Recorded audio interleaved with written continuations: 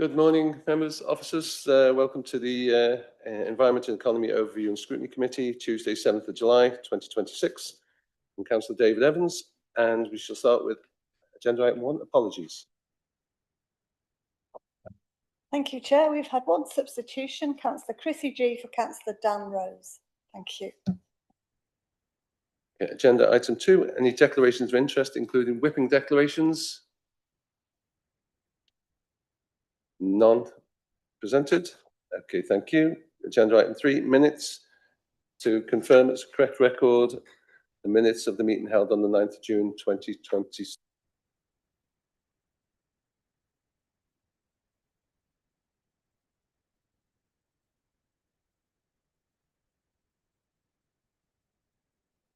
Okay, go through them page at a time.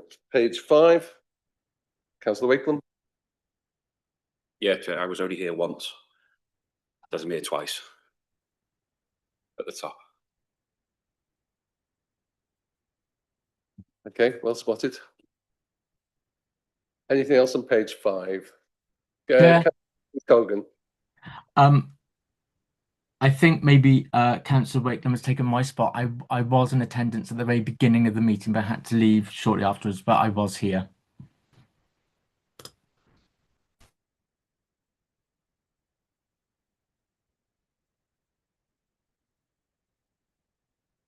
Okay, thank you. Page 6. 7. Councillor Biffle. Yeah, on 6, I made reference to the fact that we need up-to-date timetables at all bus stops and hubs, which is not the case at present. With the best will in the world, whatever we put into this, in terms of bus franchising and so on and so forth, it's not going to work, it's going to fail, and there's going to be a waste of money if we don't actually publicise what's available and make people aware of the buses they can catch and the routes that they are covered by them. And I'd like that recorded, please, in the minutes. I did raise it. I checked on the record and it was raised. And, again, I'll be making the reference to it again today. I'm sorry to say, because, again, it's an issue I've got and members of the public I represent have got, because, again, they want to use the services and they're not aware of the services actually existing or whether they still do exist. Thank you. Okay, thank you very much, Councillor Wakeland. Yeah, just on 8 on page 7. We did say page 7. I did give quite an emotional bit on the buses in my ward that isn't noted at all. Since then, I've had a lot of contact from the bus companies wanting to help out from an article that was brought from that, what I said then in the leader. So I just like some mention of it somewhere. Thank you.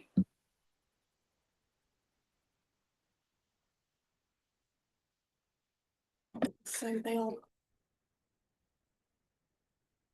Sorry, just for clarity, the minutes are basically action minutes now. So the minutes are online. You can look at them. The detail is in the recording. These are basically action minutes, and they direct you to the links.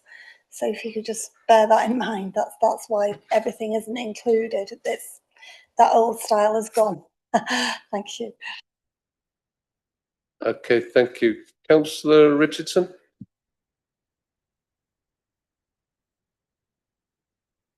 Sorry, okay. no, I haven't had my hand up. If it's okay. open, it's not up on my screen.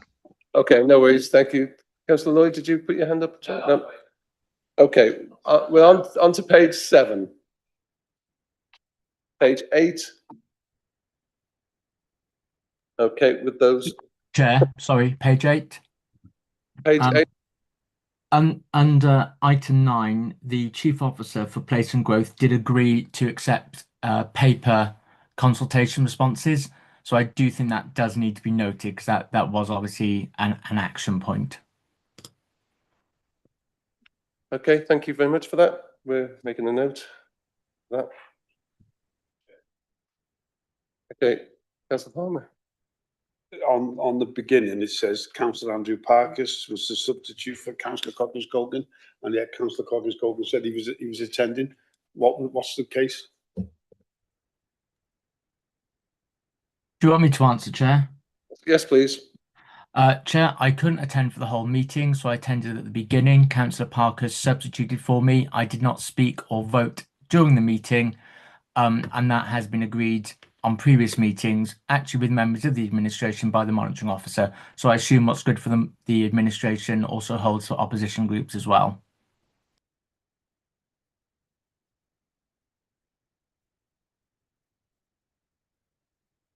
So, okay, fine, thank you very much. Okay, so with those amendments, are we happy to accept those minutes? Moved, seconded, I'm show of hands, those in favour? Okay, that's carried. Thank you very much. Right, agenda item 4, urgent matters agreed by the chair. I've put forward an item which I'd like to put forward as an urgent item here. A lot of members will have seen some emails from myself back and forward with Chief Officer and Street Scene Manager in the last week or so. So I've emailed out to all members the actual urgent matter that I'm putting forward with recommendations, which I'll now read out. And so hopefully you can bear with me because it's quite long-winded, but I shall start with I would like to raise an urgent matter under section 100B4 of the Local Government Act 1972. In recent weeks, I've written to the service manager, the chief officer and the executive member regarding several concerns about the street scene performance and the pressures this is placing on both residents and elected members. I do fully appreciate how busy the service is, and I recognise the hard work being undertaken by officers across the department. I also appreciate the financial pressures they're under.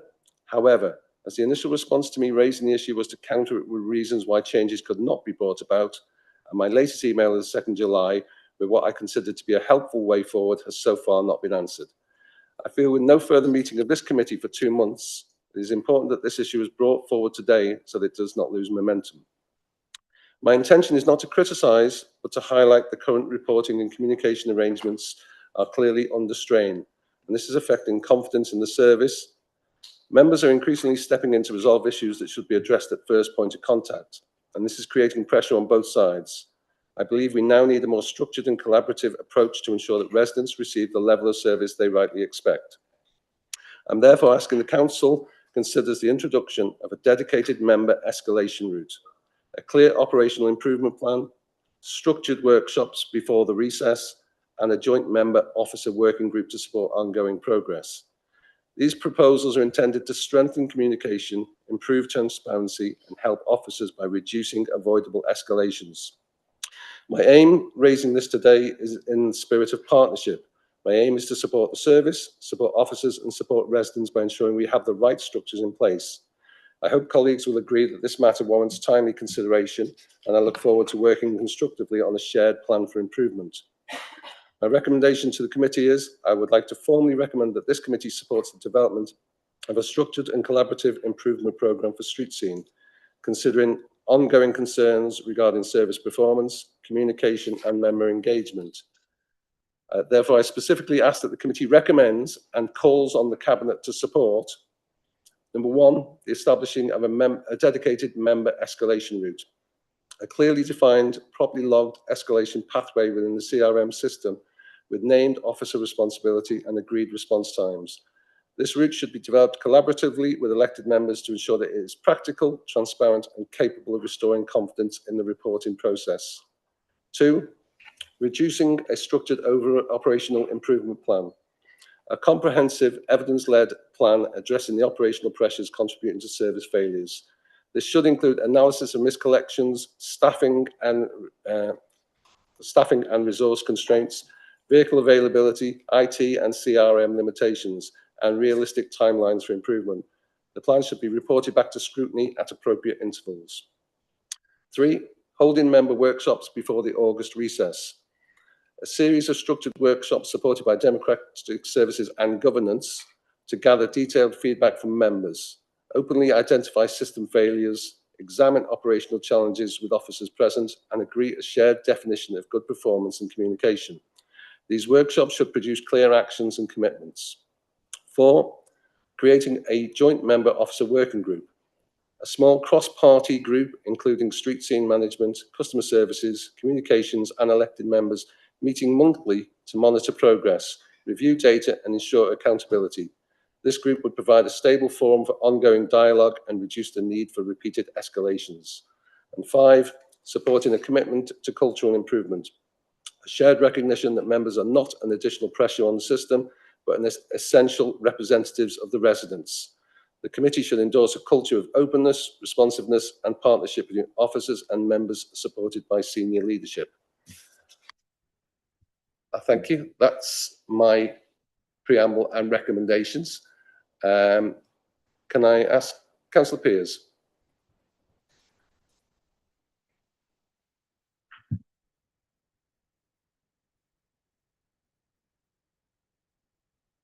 Councillor Pearce? Yeah, thank you, Chair. I had difficulty with the mute button. Yeah, thank you for that, Chair. I did send you an email about this particular topic yesterday and to Margaret, and I was requesting that the email that you sent to Katie will be on the 2nd of July relating to the serious concerns within the street scene, and you put forward a 5-point plan for urgent improvement, and that is to be responded to. And your comments a short time ago seem to back that up, that we do need actions. I will add, in all the years I've been a member of this council, it's unprecedented that an intervention of this level is required by the chair of scrutiny. There are serious issues within the department, and we as members are at the front line. We see it and we report it, and we take the flak from residents when it's not happening. If I may, Chairman, propose that we add another point to your 5-point plan, making it a 6-point plan, in as much that we need to address the waiting time when residents call in to the 701234 number. A lot of people will be under the impression that that goes to street scene. It does not. We have another level of communication there. We have the corporate call centre, I believe, take those, but they do take quite a long time to answer. Sometimes the calls don't get answered at all, and this was raised at last Friday's group leaders meeting. And if we can include in that complaints are not getting responded to or resolved. As an example, I raised a group leaders last Friday a complaint that was issued by a resident about the non-collection of bins.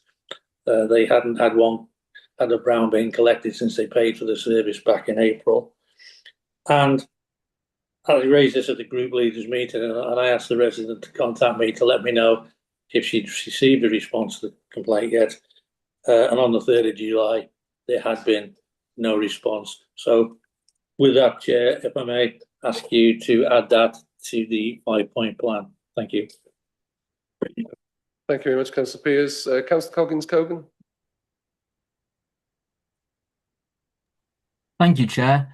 I agree with most of what you've proposed. However, I do think that sort of an omission that's been made, I think it's sort of implied, but I think it needs to be more explicit. So I would ask to increase your 5-point plan to Councillor Pearce's 6-point plan to become a 7-point plan, which is, I think we need to call upon the Cabinet to assess what amount of funding the portfolio needs, because I think the level of service that's being provided at the current level of funding, if we are dissatisfied with it, then we as a council are the ones that set the budget for that department.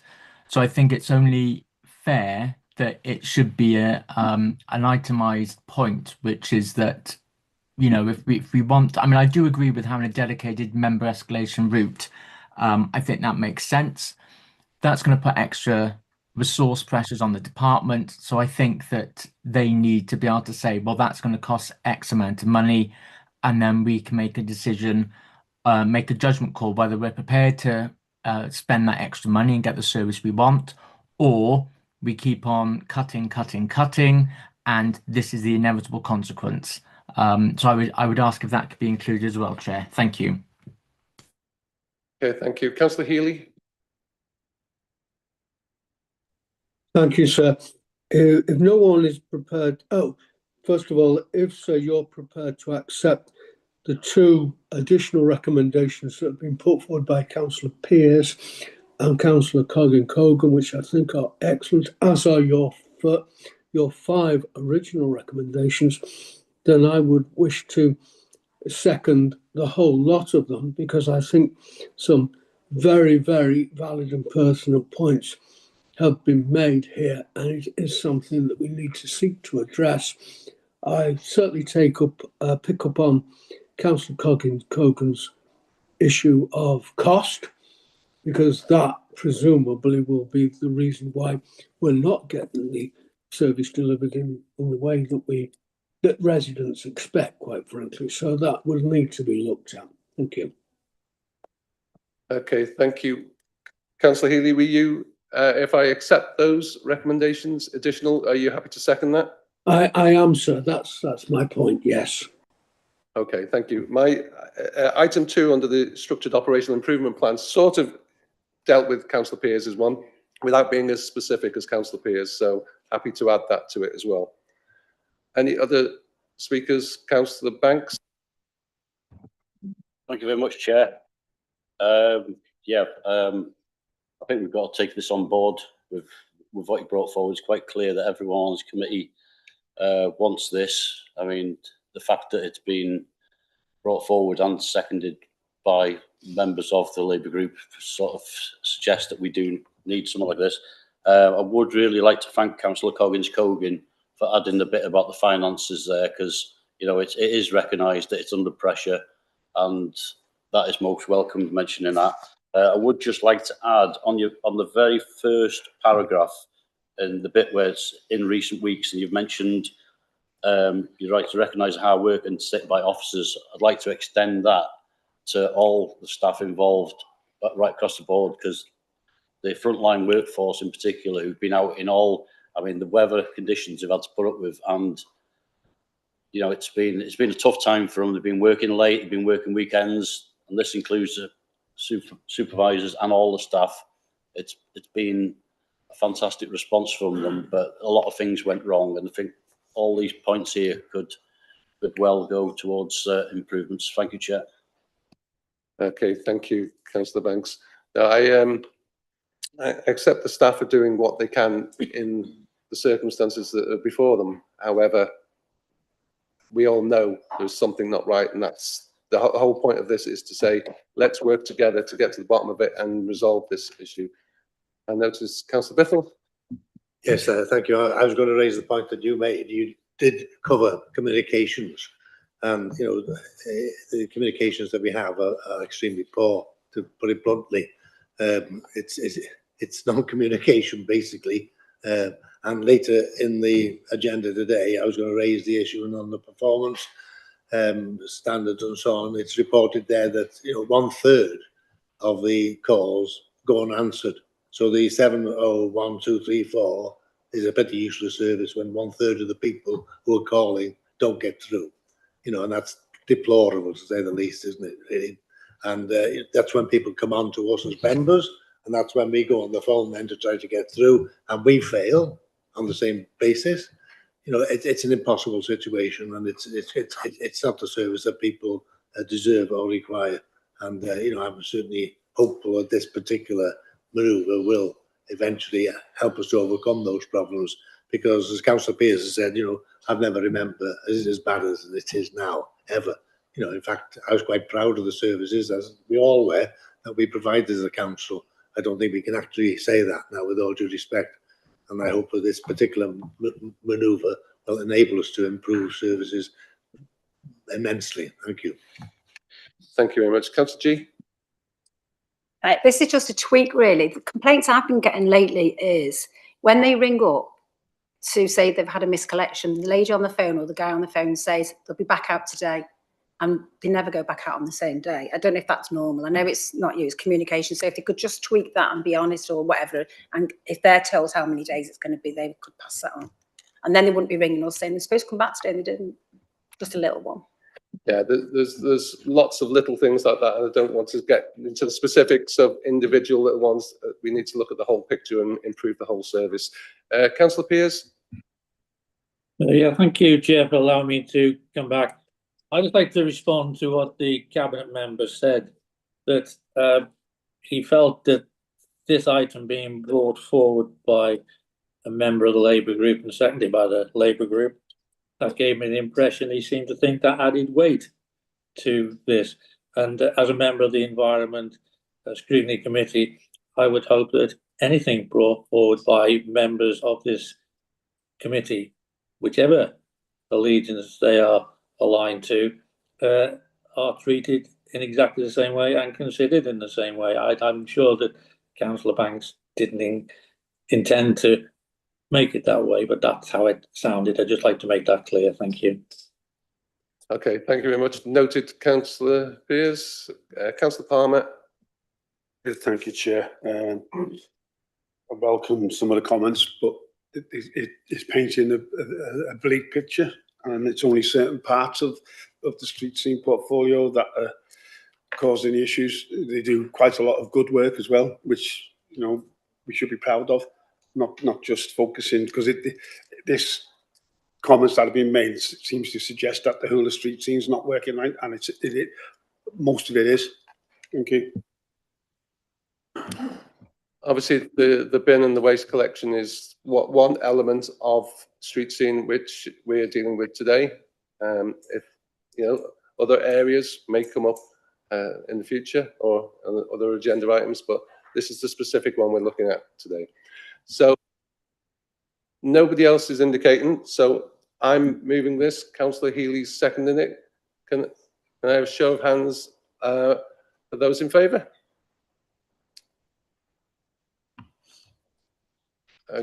Okay. Anybody against? Okay. I think that was carried. Okay, thank you very much for your time on that one. We'll move on.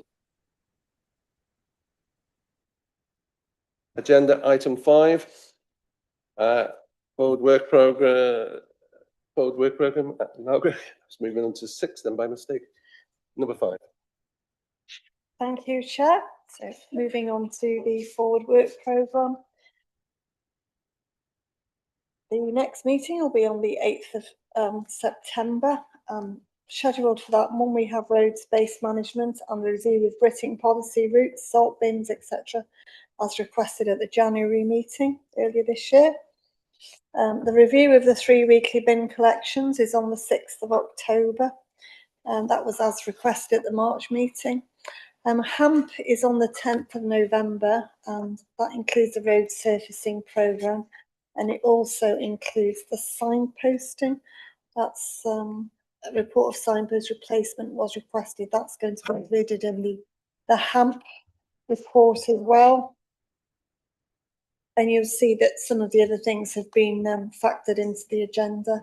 There are still 4 items which need to be factored in, and they will be done. We will factor those in a timely way when the information is available. Moving on to the action tracking. The PADCASVED, that has been completed. The information has been recirculated because some members hadn't received the paper initially. That has gone out again yesterday.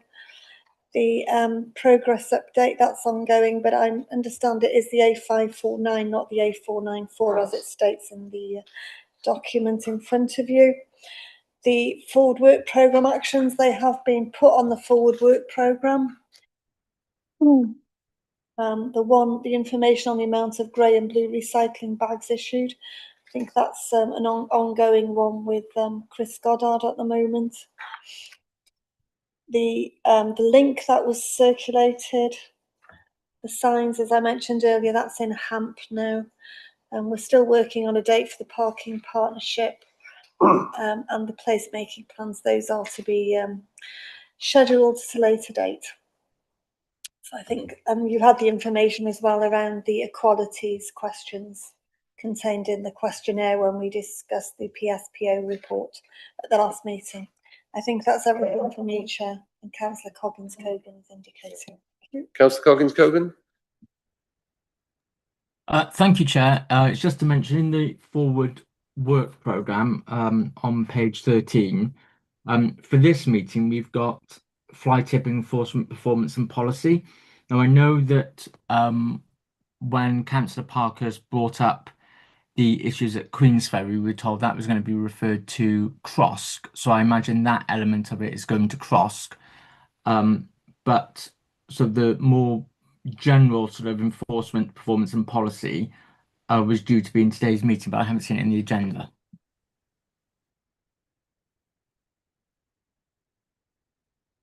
I'll just bring in the Chief Officer. Yeah, Laura there. Good morning, members. So, as I believe it, yes, the Queensferry fly tip would be an item going to CROSC, not to this committee. But the report that's referenced there, because of staff resourcing at the moment, we've had to push that back. So we're aiming for September. It could potentially slip to October though, but we are aiming for September at the moment. Okay, thank you. Councillor Pearce. Yes, thank you, Chair. I've got an item I'd like to have the consideration to add to the forward work programme. Now I'd like to discuss the action tracker. Excuse the noise in the background, some work going on. Yeah, I'd like to have a look at the original park and ride scheme that was introduced at Eastside Industrial Park. I understand it's completely complete, fully complete now, that car park. And also, I'm going to give you the details on the 2 electric buses that the council purchased. Registration number YJ72EVG and Y272EVF. Now, these vehicles will now be 4 years old. One is known on the system, the other one has disappeared.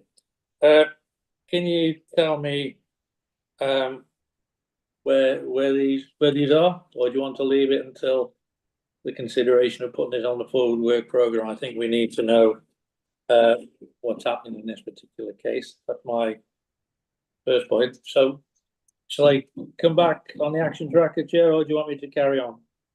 Just bear with me 1 second. Are you able to put an answer? I'll do my best. The electric vehicles, the buses, so certainly they're not with the council any longer, and I think they were transferred via TFW to another operator quite some time ago. I can certainly provide a briefing for members separately outside of the meeting to give you some dates and facts around the electric vehicle buses. I could do with potentially knowing what you want to know around park and ride service. We don't operate a park and ride for Deeside, but we've got obviously the Deeside shuttle service, which is run under contract as part of our subsidised bus service network and the core bus network. Is that what you're referring to? Yeah, I'll clarify, Chair. Yeah, at Deeside Industrial Park, there's a fully complete car park with barriers and white lines that appears not to be used. There doesn't seem to be any buses. It's interesting that the £500,000 electric buses have been offloaded, so it'll be interesting to see the capital receipt for that. So if you can give us an update on the park and ride scheme then, and also that facility at Deeside Industrial Park, that would be useful. Okay, is that something you can email out to members? Yeah, I can certainly email some sort of updates or briefing out to members separately outside of the meeting. Yeah, no problem. Okay, thank you. I can turn now then to the action tracker, and I'm looking at page number 17. Sorry to be parochial, but it's an item I added in March, and we were told in June that further consideration was being given to this request. This is the one about reassessing the A494 main road. Now we see in the July meeting the update is that it's still ongoing. Now, this has been 16 weeks. Now, when it says ongoing, does that mean we know about it? Because I've received nothing. You know, has it started? Are you waiting for information? What is the progress? I don't think it's acceptable to keep saying it's ongoing, Chair, for 16 weeks without an explanation of when we might get a response. I don't think it's fair at all. And considering, considering that this was part of a number of roads put forward at the request of the council in July of last year, still nothing happened. You know, Okay, Councillor Pearce, I'll bring in the Chief Officer to respond. Can I just clarify, first of all, that you mean the A494 because that's a trunk road, or because the road that we've reassessed and the work has been done, Councillor Pearce, is the A549. That's the one we've reassessed on your behalf. That's what we noted from the March meeting. So obviously that's being finalised and is about to be issued to you. Right. And we also linked into that, of course, was all the roads that are waiting to go back to 30, because as long as they remain at 20, the risk of people getting fined is incredible. You know, if any press are listening to this morning, get in touch with me and I'll take you and show the roads that should be 30 mile an hour that people are currently using at 20 and risking fines. It's deplorable that it's 12 months. Okay, Councillor Pearce, Chief Officer said a response is due shortly. But I'm talking about the rest of the roads. The second part, the action tracker, was the link to the resurfacing programme. Thank you. I've had that through Margaret. That came yesterday. That's the highway improvement works, and it's the carriageway surface treatment works for 26-27. And I was quite shocked, really, that a road that I've been waiting for nearly 3 years doesn't actually appear on the list when I was told it's waiting to be done. Now, here's an interesting point for you, Chairman, if you bear with me, that there are a number of roads on this list that happen to be in Cabinet Member and Chair of Committee's ward. And if you bear with me, I'll just quickly go through them. Whitford, Cabinet Member's ward. Queensferry and Sealand, Cabinet Member's ward. Mold East, Chair of a committee's ward, and Saltney Ferry, another chair of a committee's ward. It seems very strange that all these issues are happening in those particular wards, but nonetheless, if they've been surveyed and they need doing, that's fair enough. But I'm just making a point that when you're told something's being done, it seems that if you're an opposition member or a backbencher, that perhaps we don't have the same weight. Now, I know it all comes down to survey, but I was told that this road in my ward was going to be done. And in fact, they actually white lined the broken surface before it was done. That's how bad it is, Chairman. Thank you. Okay, thank you very much. Councillor Coggins-Cogan. Thank you, Chair, for allowing me back in. It was just 2 points. When the Chief Officer mentioned about the report being pushed back for operational reasons, and obviously I accept that, I can't argue with that. What I would ask then is that it is timed, because CROSC and Environment happen in the same week. Can the reports go to those committees in the same week, please? Because I think it'd be easier to compare both reports and ensure they are sort of harmonious with each other. And very briefly, just to answer, although Councillor Pearce wasn't asking me, but those two buses, they were seen in auction in the press, and that's how I found out about it, because I was a bit disappointed as a member of the committee we weren't told that these new electric buses were being sold off at auction. Yeah, there we go. Thank you, Chair. Okay, thank you. Can I ask the Chief Officer about the bringing the to both meetings at the same time? I can try and time them, but I'm not leading on the other report, so I don't know who is. So I'd have to check who's actually leading on that particular report, because I've not been involved, unfortunately. Okay, we can't be 100% on that, Councillor Coggins-Cogan, but it's been noted. Councillor Lloyd. Yeah, thanks, Chair. This is both on the forward work programme and the action tracking for 8th of December grass cutting and weed control. Could we just add hedge control on that as well? Because I'd like to discuss hedge control regarding hedges overgrowing road signs in particular, and also the system where if it's a private residence hedge, they send out a letter, then they leave it a month, and they send out another letter, then it has to go to legal, and by that time, those particular hedges are actually growing into the road. So the system is very, very slow, and I think it needs another system to speed it up, because it is a danger to some residents. So I think we just need to add hedge control as well on that item. Thank you, Chair. Okay, fine. Those comments have all been noted. Any other speakers? No? Okay, you got that, Margaret? Okay. So we move to the recommendations with noting the comments that have been said. The recommendations on page 9. I won't read them out here, but if we could have a mover for those. Moved and seconded. Have a show of hands, those in favour. That's carried. Thank you very much.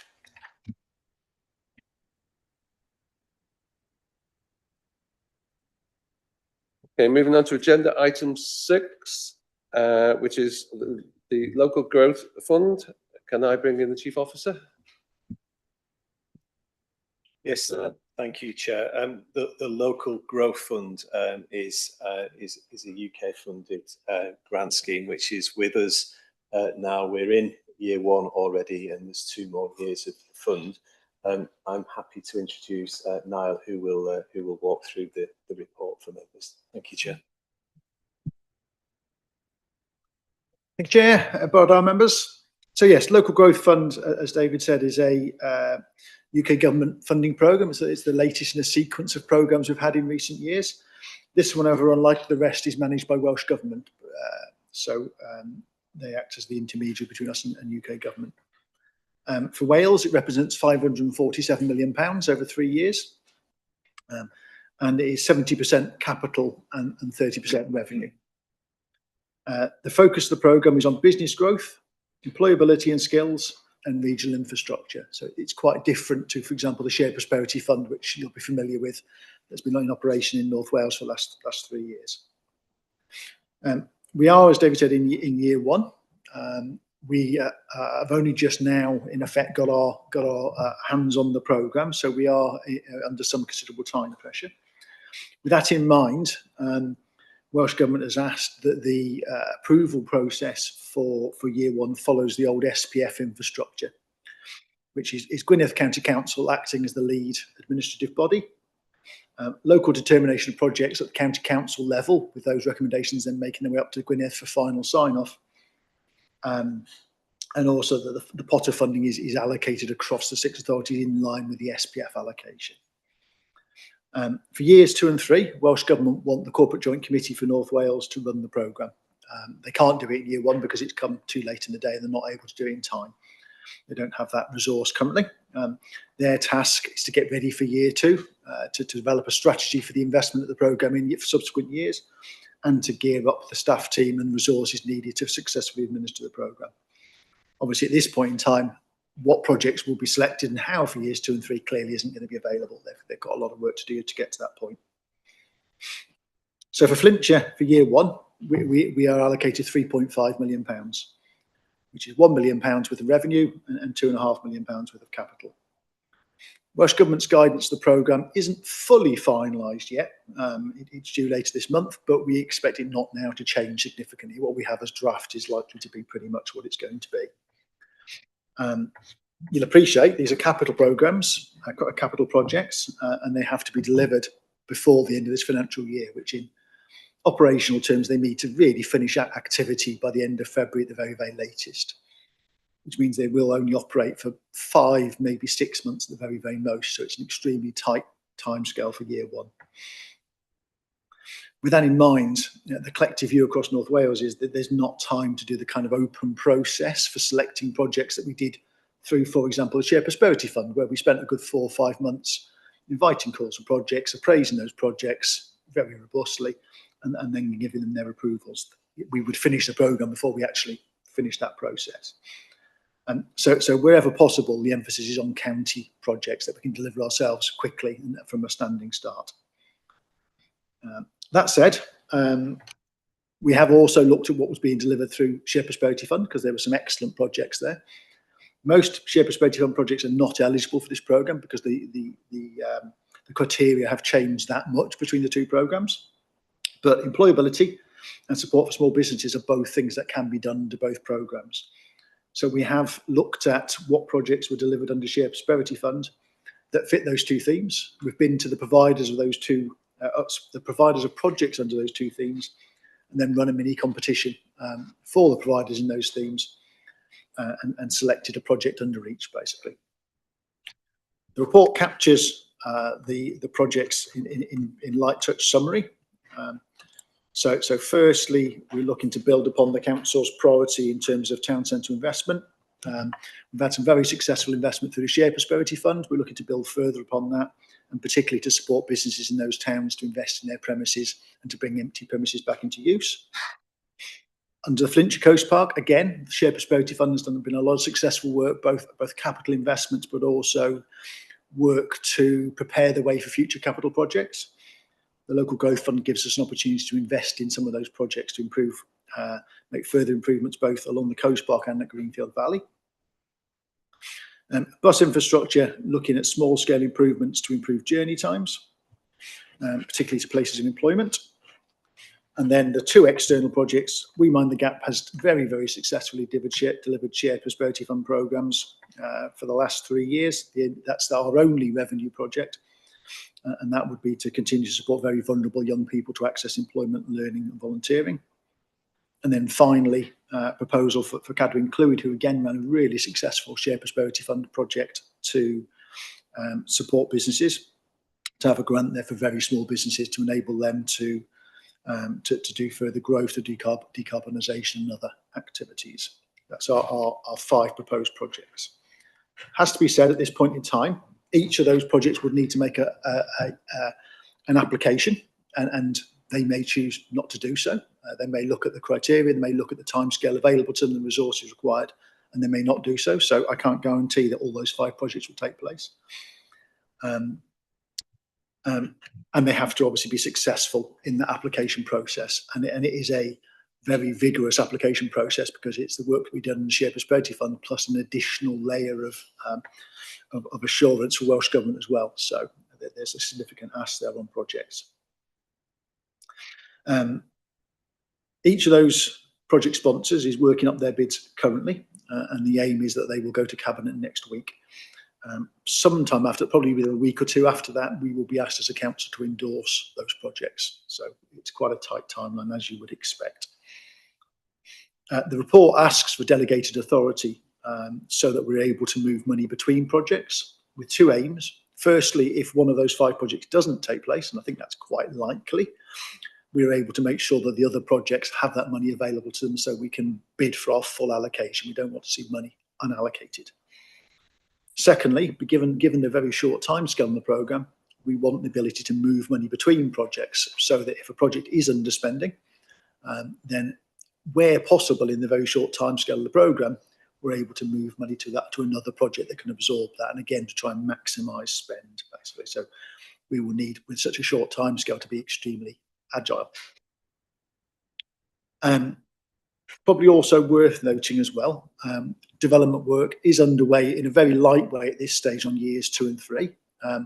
We have established an internal governance structure across different departments just to make sure that we're sighted on what different teams are doing to get ready for year 2, 3 projects, and to keep a degree of oversight on that, make sure we don't miss that opportunity, and that we're able, should the opportunity arise, to submit well-developed and compelling bids into years 2 and 3, and hopefully beyond that as well. Thank you, Chair. Happy to take any questions. Okay, thank you, Niall. Any questions, Councillor Bethel? Yes, thank you, Chair. Looking at the funding available here, 2026-27, allocated to North Wales authorities, it's fairly obvious that, Flintshire is allocated the least here, 3.5 million, 500 million, against, for example, Denbighshire 6.858 and Wrexham 6.059 million. you know, we're the biggest population in North Wales, and probably got greater demand really in many respects.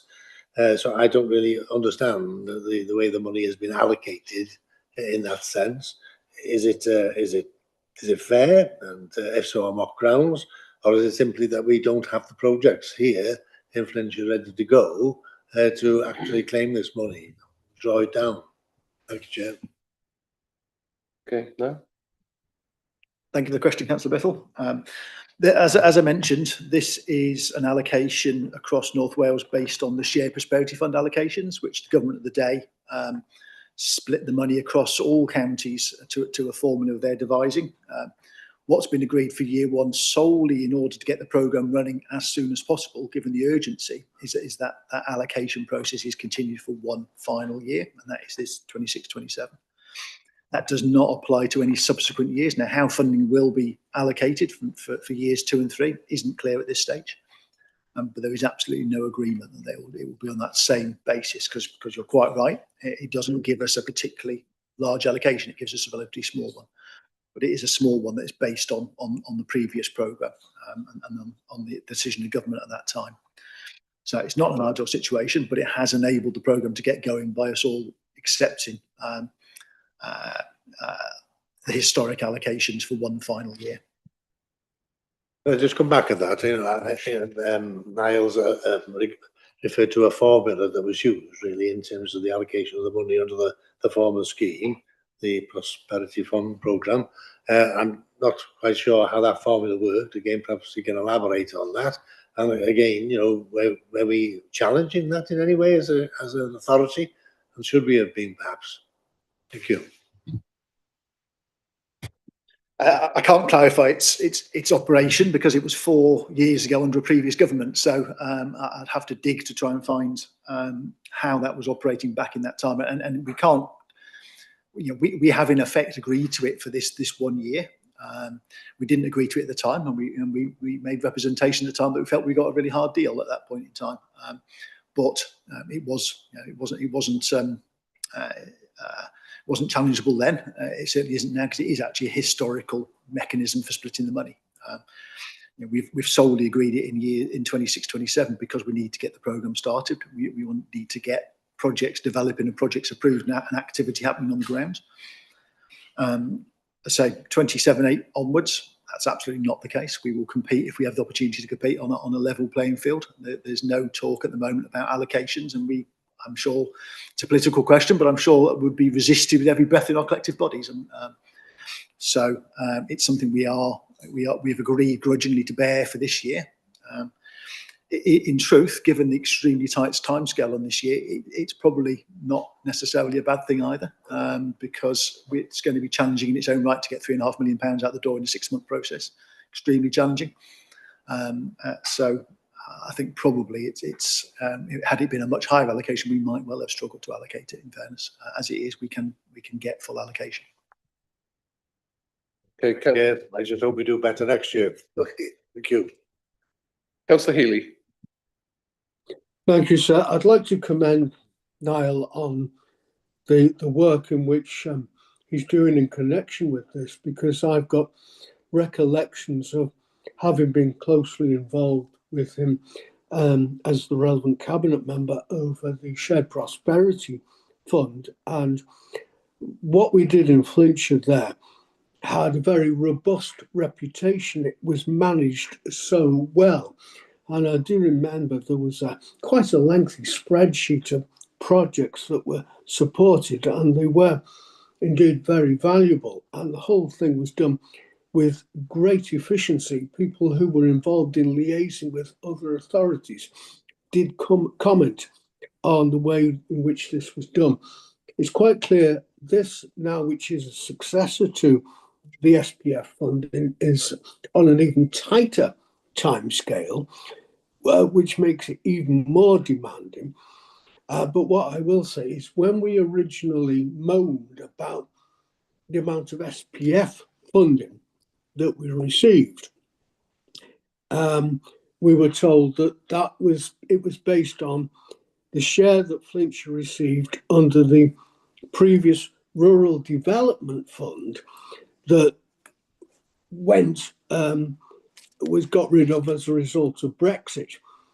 And it was what we originally got from Europe, but it was clearly reduced in the amount as it has been now. So I suppose the growth fund now is based on that, going right back to that. And I suppose if that is the underpinning principle, then I don't suppose we will do any better in future years. But I'd certainly like to commend the work that is being done.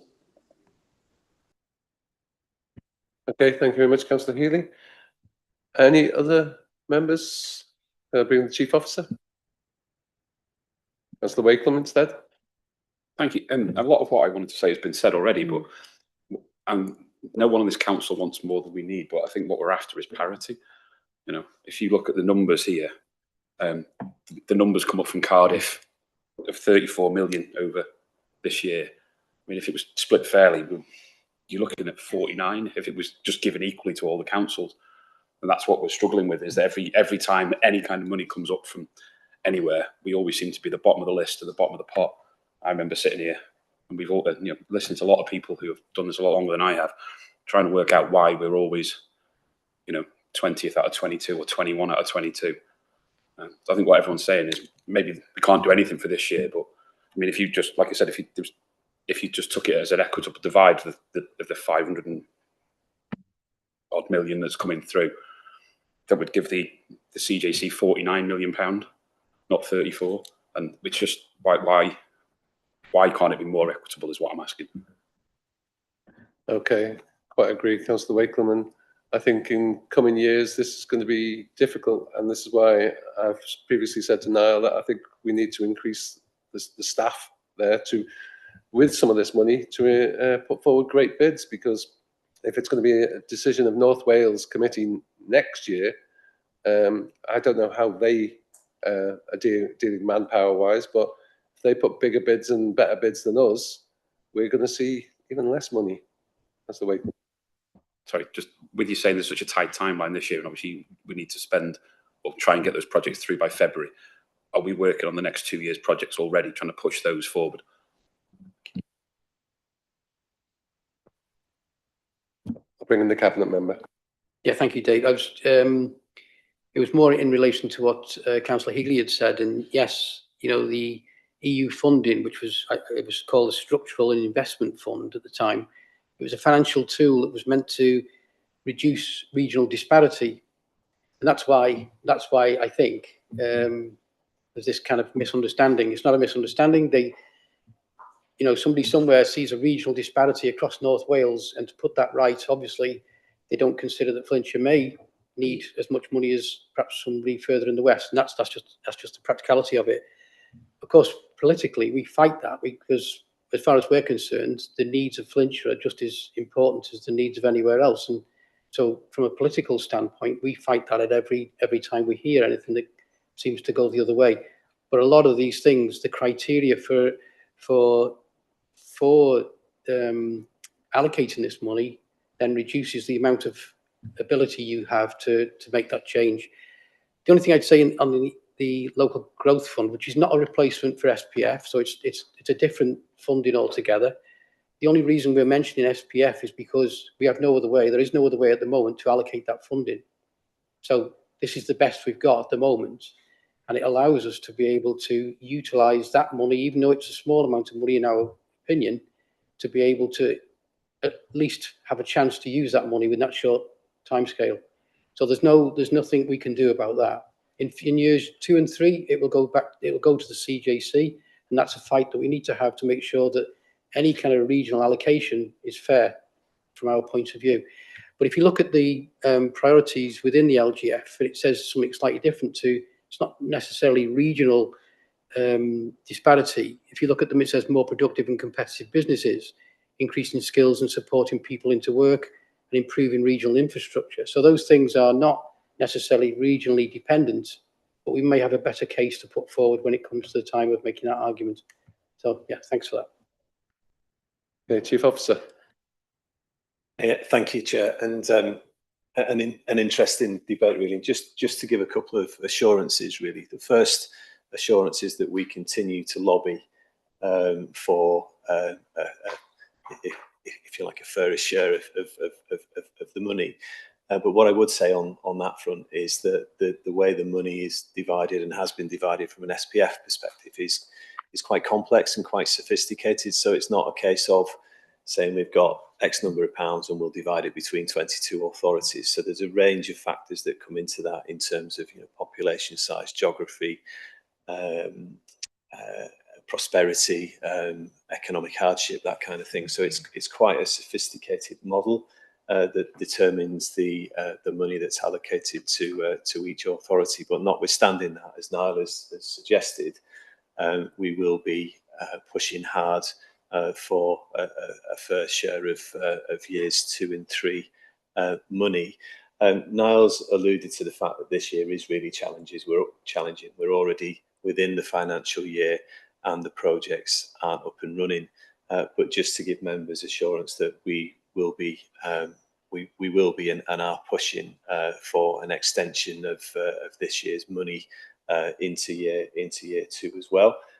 We've not had confirmation of that, but along with the other authorities within Wales, we're all pushing for that, because the deadline for this is really challenging in terms of project delivery. So just to give you those assurances, members. Thanks. Okay, thank you. Councillor Coggins-Cogan. Thank you, Chair. I just wanted to raise a comment in response to something that's just been said. So I have a question for the Chief Officer, and then to be answered after the Chief Officer by the Deputy Leader of the Council, please. And seeing as that in future this may be going back to the CJC for them to make determinations on funding, does that mean that the Chief Officer and the Deputy Leader of the Council agree with the Chief Executive of the Council that it's important to have a wide range of voices on the CJC as possible? Thank you, Chair. Okay, thank you. I'll see if the Chief Officer wants to respond. I'm not clear in terms of what Councillor Coggins-Cogan's means in terms of wide range of voices. I mean, we have the executive, so we have the chief officers. I'm one of them who sits on the executive, and we have the chief executive of the council who sits alongside the other chief executives as part of that wider executive, and we have the leader of the council who sits on the political leadership board as well. So we are represented. As I say, I'm not sure. Perhaps if Councillor Coggins-Cogan wants to explain further what more he means by that, I'm happy to try and answer further. Okay, thank you. Councillor Jones? Yep, I just want to agree, really. We are represented fairly. We are represented on the CJC, and every time and every opportunity that these subjects come up, of course, we definitely fight the case for Flintshire. And often, it's mentioned at these meetings that, well, we're beneficiaries of the investment fund, the investment zone fund. So, there is a fight. Yes, we have to ensure that we put the best voice forward, and we certainly do that at every chance we have within the CJC meetings.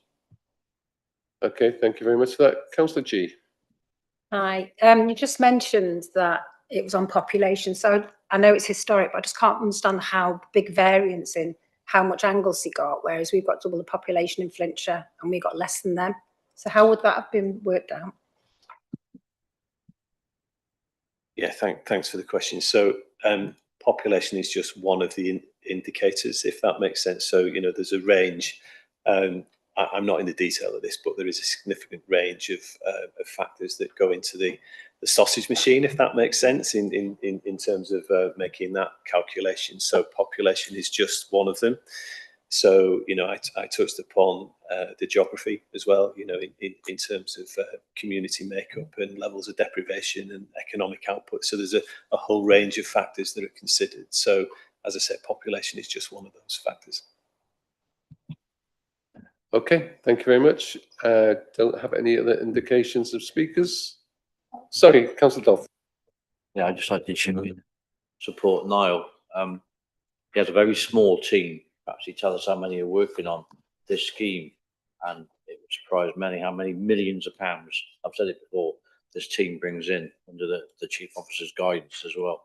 And Councillor Roy Wakeham over here brought up the exact point, and it's all about Flintshire is penalised for being the powerhouse of Wales. We are a very successful county. We've got some big businesses and some very successful businesses, and I believe we are penalised. In many ways, yes, we have the investment zone coming. That makes us the powerhouse, even more than we are already and have been for decades.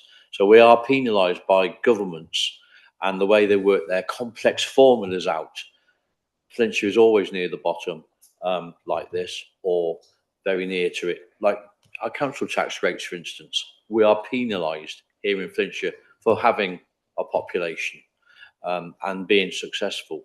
And that penalisation from the government doesn't help us at all, does it? It doesn't, it weakens us. And that shows how successful we are as a county, that we are so weak with the finance we're given that we rise up above it and try to produce what we can. And if we think about funding, when it comes, if you think about our earlier subjects and street scene, yes, they want more funding. That probably won't solve those problems, because where does that funding come from? It's just not there, probably, to give our people what they want and what we want, because we live here too.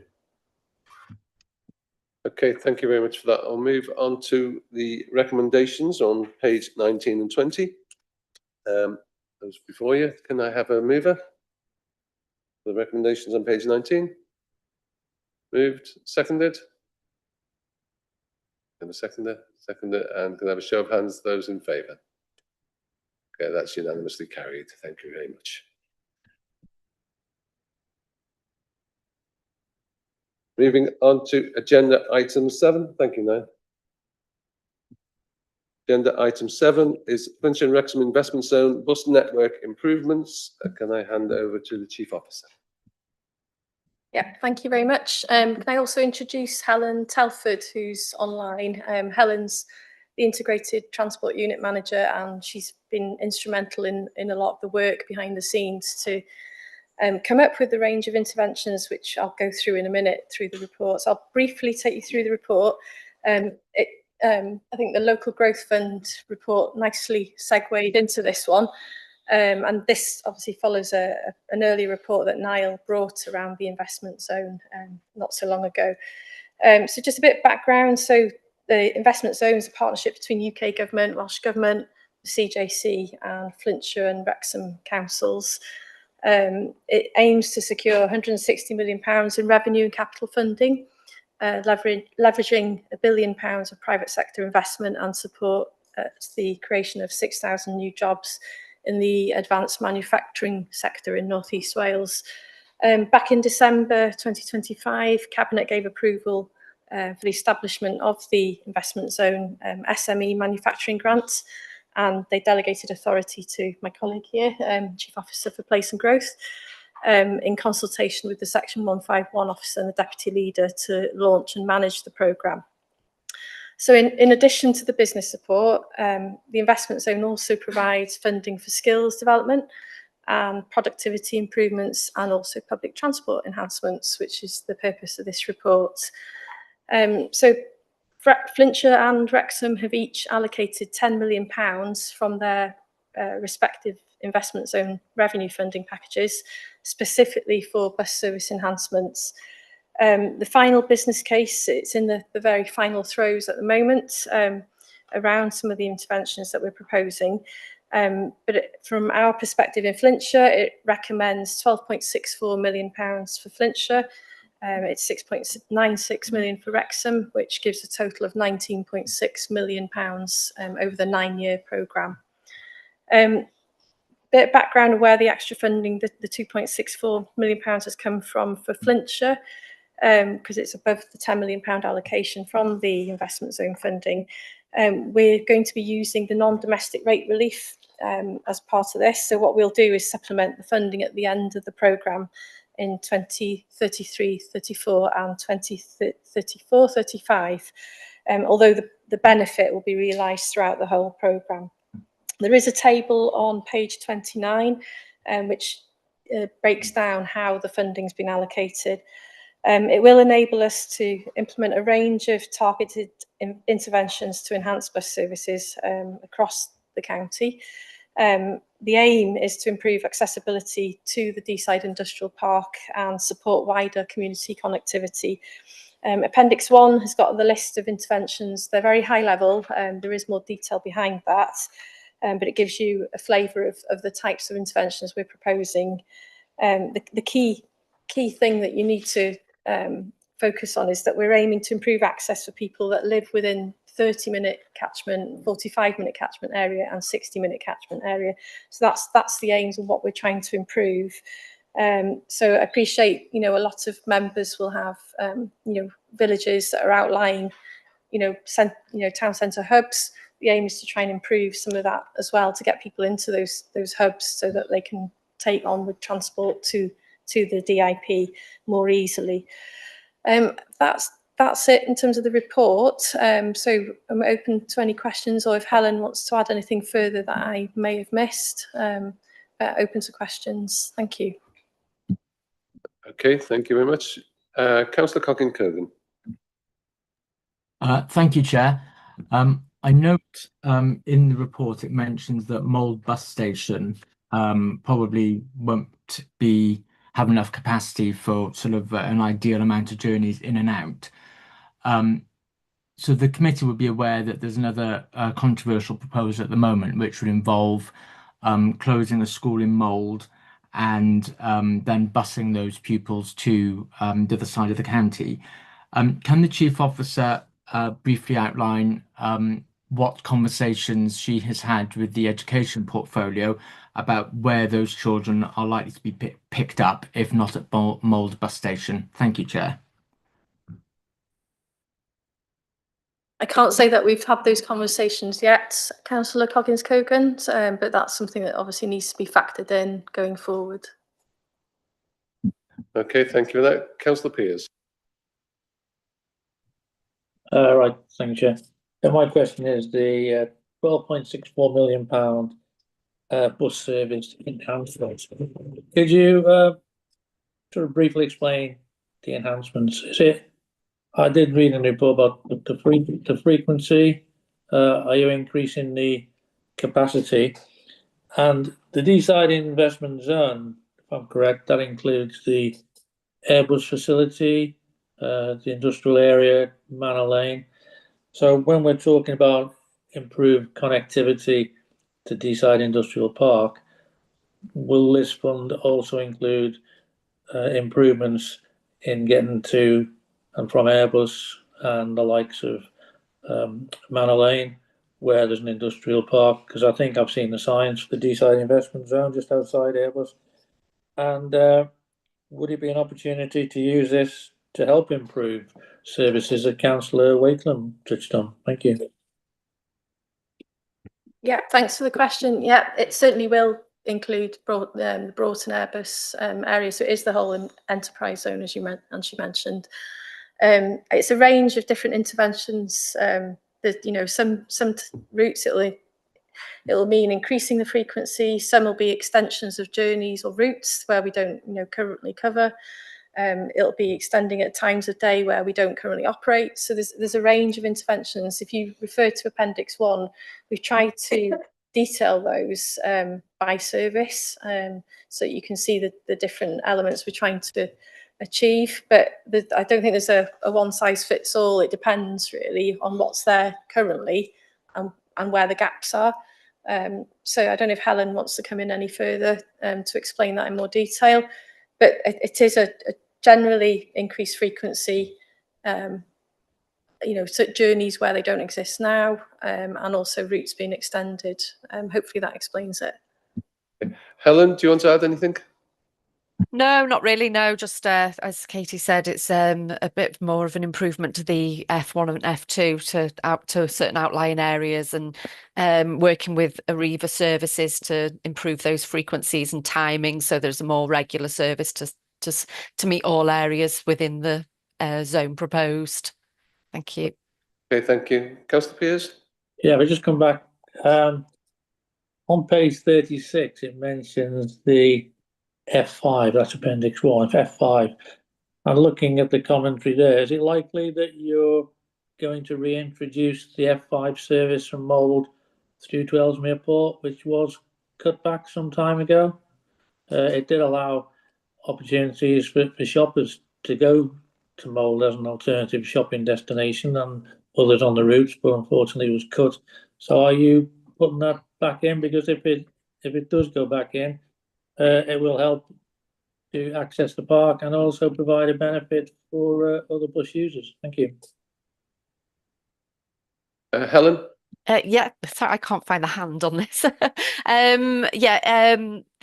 Yes, basically, yes, it's going to be going back through to Ellesmere Port with improved access to the DIP as well. Okay, thank you very much for that. Any further? Councillor Wakeland. Thank you, Chair. It was just, obviously with all this funding coming up, I was speaking to the Chief Officer before. After the last meeting, I've been contacted by my only local bus provider, who is looking to work with us to improve the service. It will also improve services through Hope Caergurley up that way as well, hopefully linking it to Chester, but obviously it'll flip the other side. I mean, we're looking at the D side area, but obviously there's going to be a investment zone in Wrexham where people will be going, and they want to increase the number of buses. So I would like it if we could pick up offline with Helen and maybe with Katie to see what we can do to invest this service further. Like I said, there's 5,000 people in my ward with very, very few options to get to work at the moment. Thank you. Okay, is that the T8 you're talking about that currently? The 29. Yeah. Okay. Chief Officer? Yeah, certainly, and I've already spoken to Councillor Wakelam outside of the meeting, so that's no problem at all. Just add as well, in terms of the next steps going forward, obviously we're trying to finalise the business case at the moment. The service specifications are being drafted up. There will be procurement required as part of this work, so obviously we'll have to procure any revised services separately, and then again it'll be a case of implementing then and rolling it out, so later in the year. So that's what we're aiming for in terms of timescales.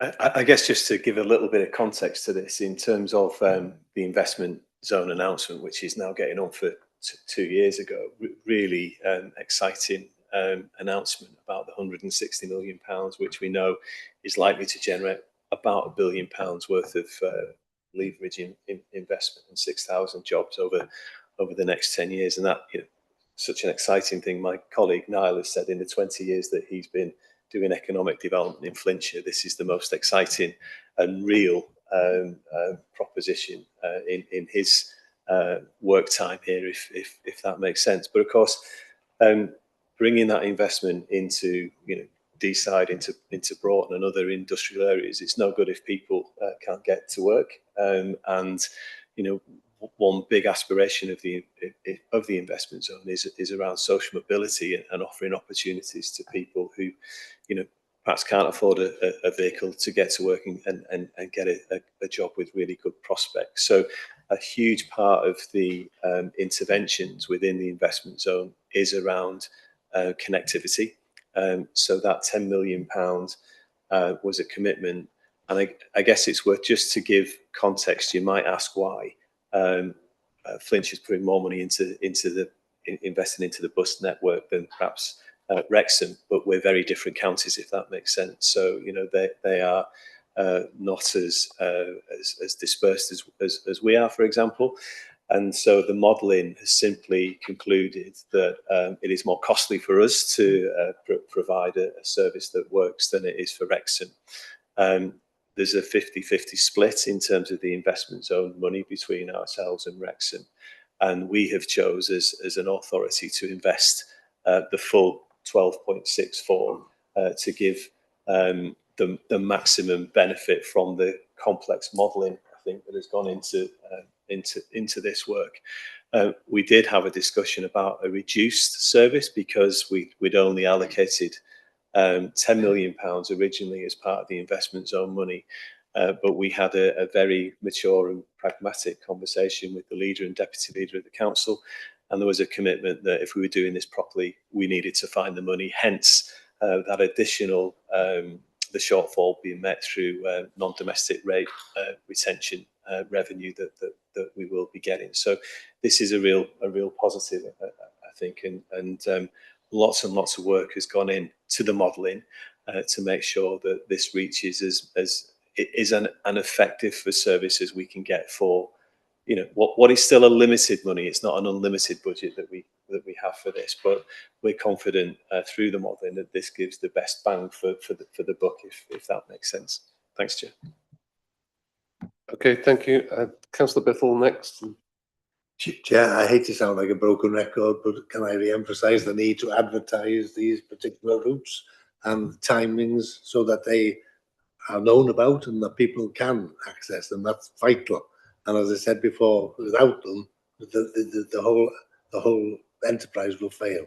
And you know, we talk here about bus patronage is expected to increase by 12% for the DIP. Car dependency is going to decrease and so on, only if people know these services exist and they can access them, and that's essential. And so I make no apologise for re-emphasising that, because again, it's something we have not grasped and dealt with adequately in the past. Thank you. Okay, thank you. Chief Officer. Yeah, I completely agree. You know, it won't work without being able to advertise when the services are operating. I think there's been a severe lack of funding over recent years. You know, it's unfortunately bus subsidies was one area that was cut quite drastically. You know, and certainly in my time as a chief officer, I've seen it reduce year on year over the last few years. So it does need that investment, and I think they, you know, as part of the bus franchising, which you'll remember I brought a report last month on bus franchising, there are a lot of measures within the bus franchising network to improve all the timetable information, real-time information at stops, even online information on apps and so on. So all that is part of the package as well. Okay. Again, I'm told by people who do use buses regularly, and as of choice and as of necessity, that basically other authorities neighbouring us, Denbighshire and so on, are much more competent and deal with this particular issue than we do. Again, it may be down to the fact that they have more money than us. I accept what Katie's saying, but again, in comparison with other neighbouring authorities, we seem to be at a loss really in this particular respect. Thank you. Councillor Jones? Yeah, it's just Dave stole my thunder actually a bit, because I was going to give a good plug for the investment zone. So I think what he said is right. I mean, if it wasn't for the investment zone, we wouldn't be making these interventions. And yet there's 20 million between Wrexham and Flintshire. We've got 10 of that. And when the assessment was done for Flintshire, it was estimated that we need that 12.664 million. That would have been the best service we could have got, and that's what we decided to do.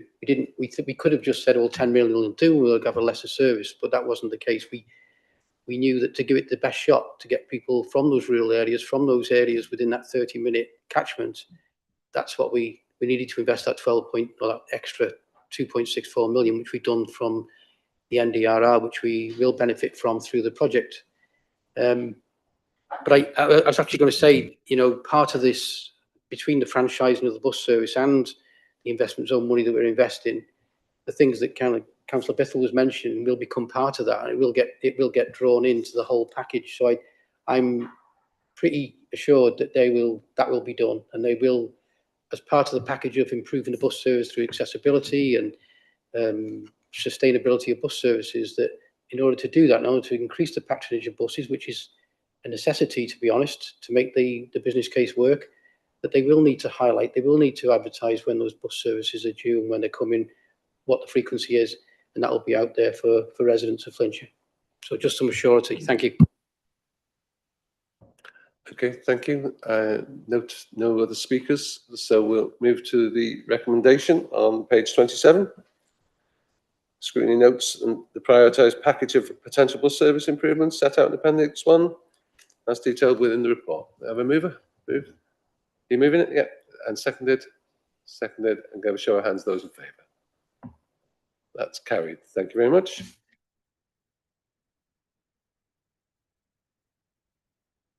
Moving on to agenda item 8, fleet service strategy. Can I bring in Chief Officer? Yeah, thank you. So before I start, I'd like to introduce Darren Delolio, who's our fleet manager, and Barry Wilkinson, who's highway network manager. Darren reports to Barry, just to explain the relationship. I just want to say before I hand over to Barry and Darren, the first 2 years the focus has been very much about bringing the service in-house, and I need to recognise, Darren, just how much work Darren and his team have done in the first 2 years. You all know the background in terms of the collapse of the contractor in May 2024, and Darren has been key in making sure that fleet services has operated smoothly without issue in all that time. What he's achieved has been phenomenal in that first 2 years in terms of setting up a completely new IT system that we didn't even have in Flintshire, tubing all the staff into the organisation as well, and setting up a completely new team. Recruitment issues that we had within the workshop, these resolved. So, training and development for staff, he's been instrumental in all of that, and he needs to be recognised for that. And one of the reasons for not bringing you a strategy before now is because we've been so focused on setting up all those back office systems to make sure that we were ready. We are now in a position to set the strategy for fleet for the next 5 to 7 years, which is a really, really good place to be. And that's, thanks to all the hard work of Darren and the team and getting us into a really, really good position to be able to do that. So I will hand over to Darren and Barry now. I'm not sure who's going first to take you through the report. Thank you. Chair, members, good morning. And it's a pleasure to bring this report to you today because it's something an idea that I brought to the chamber, the previous chamber, about 18 months ago, where we gave an update on the relinquish of the previous contractor, etc. That was the doom and gloom, and now we're moving forward with what our vision and bringing our vision to the forefront of where we want to go. So I'll just summarise the actual strategy itself, and then Barry's going to talk about the financial aspect that is part of that same report. So the report seeks to adopt a new fleet service strategy, establishing a corporate framework for the governance, the management and the long-term development of the council's fleet services. So it does explain that following the decision to bring the fleet services back in-house in 2024, there was a need to establish a consistent corporate approach to fleet management.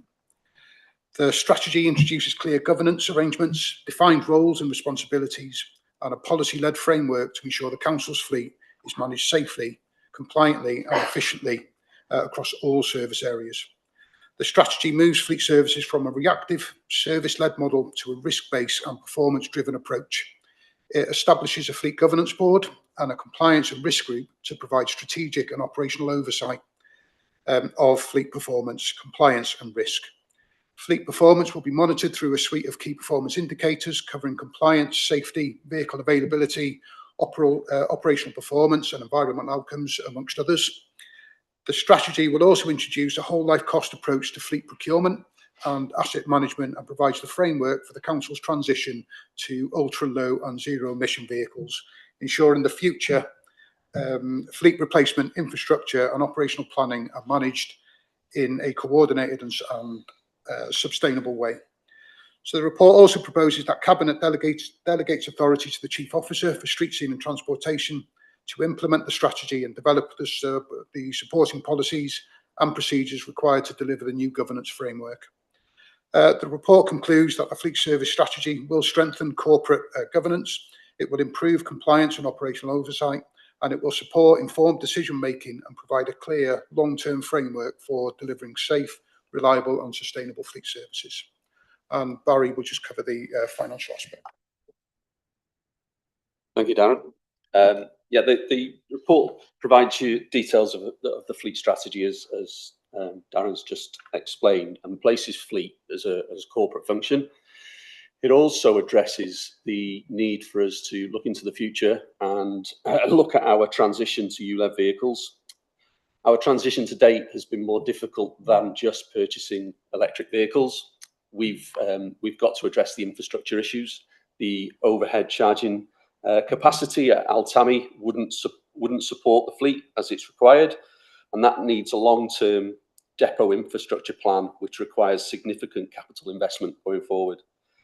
The MTFS funding agreed by Council in the budget settings for 24-25 allocated £2 million to support EV transition into the future based on work which was ongoing from 2023 on a contract extension for the next 7 years. In 2024-25, this revenue budget was utilised during the disruption caused by the collapse of the then incumbent contractor, and was used to purchase vehicles to ensure continued frontline service delivery.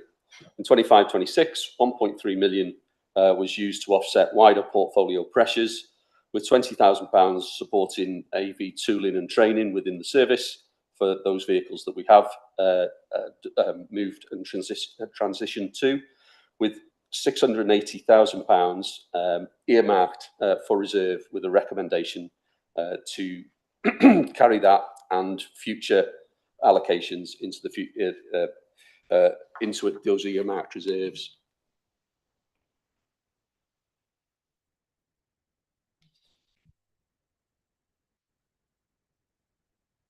That sets out where we're at in terms of the finance. I think to look at what we're delivering here today to members is a transparent report that shows that the service is moving into a performance-led, risk-based approach service that will make data-led decisions into the future. I think Katie's thanks at the beginning of the presentation is half of the story. It was certainly improvements led by Darren and the team through all of the adversity mentioned by the Chief Officer,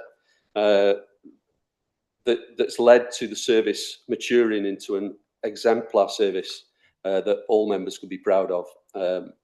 Thank you, Chair. Okay, thank you very much. Any members?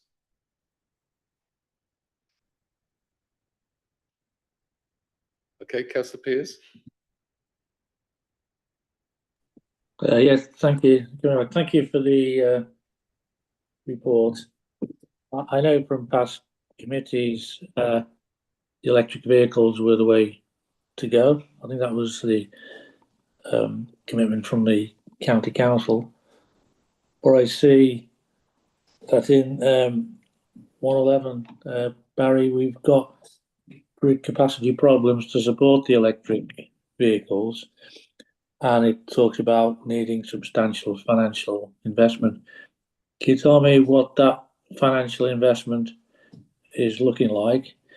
And because of the issues around in this, does that mean there will be a delay in the rollout of electric vehicles across the county? It talks about the ULEV funding already allocated, so I'm hoping that's ring-fenced as well to present time. Thank you very much.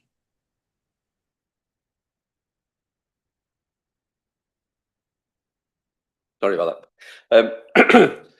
Yes, I think the short answer there, Councillor Pearce, is yes, it will delay rollout. In terms of understanding some of the costs, I can't tell you what future costs might look like in terms of operational estate, but certainly to try and lift capacity in Altami, for example, we commissioned a piece of work to look at accessing the substation at our land on the landfill site, which would give us access to 1 megawatt of electricity and increase the overhead at Altami. But that was priced at 1.6 million to get the power to the gate, and that effectively wipes out our ability to invest in charger units within the depot.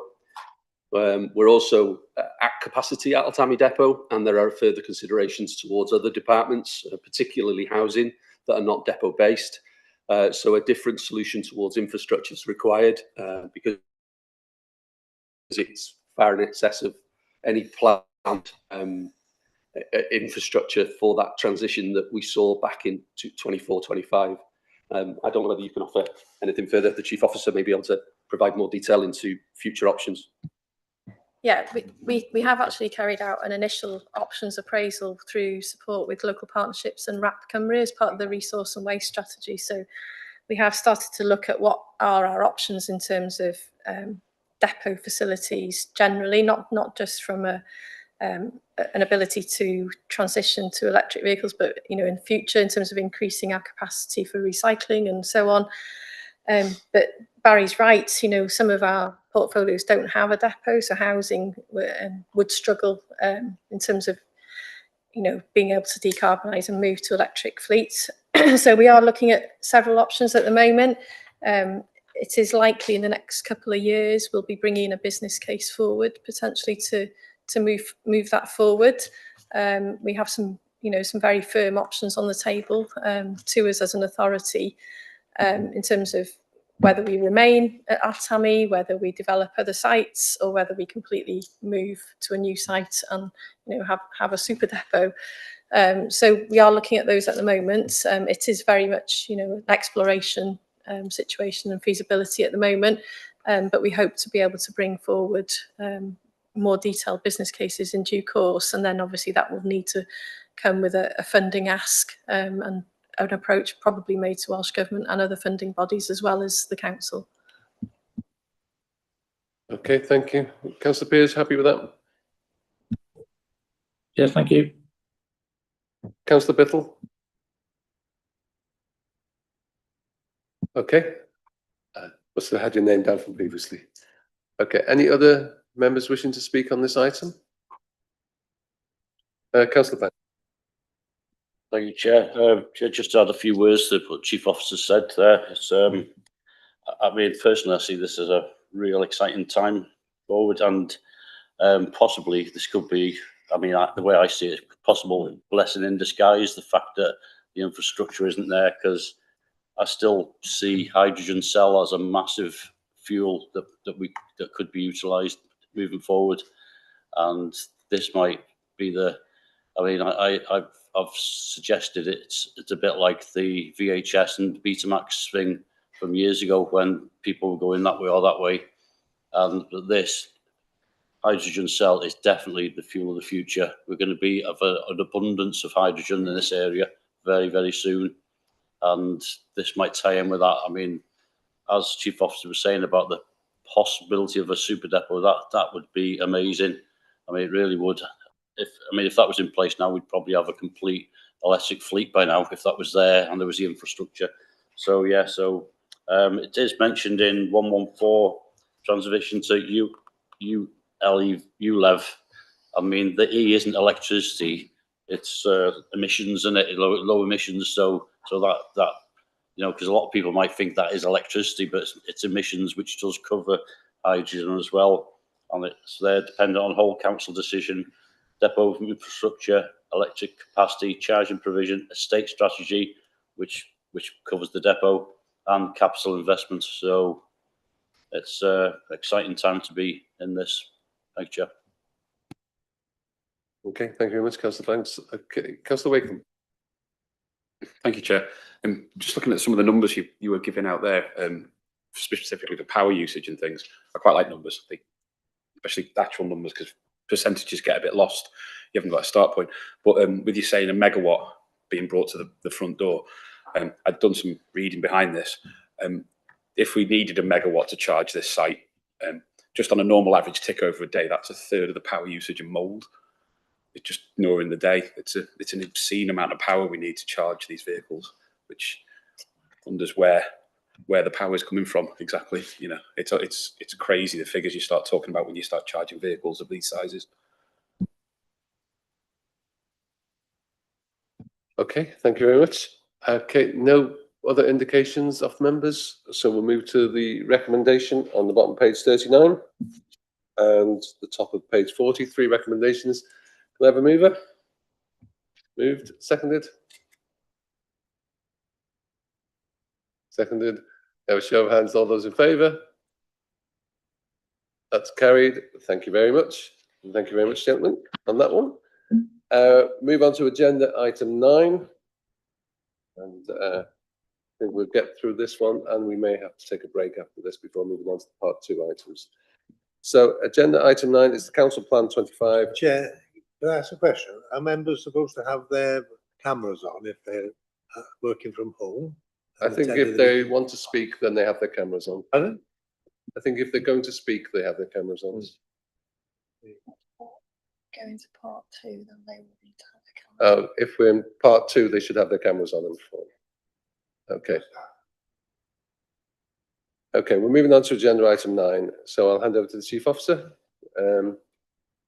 Is Dave first? Is it okay? Yeah, I can hopefully lead you through the report. So this is the annual report for the council plan from 25 through to 2030. So this gives you the 3 priorities on page 71, which are people, places and prosperity.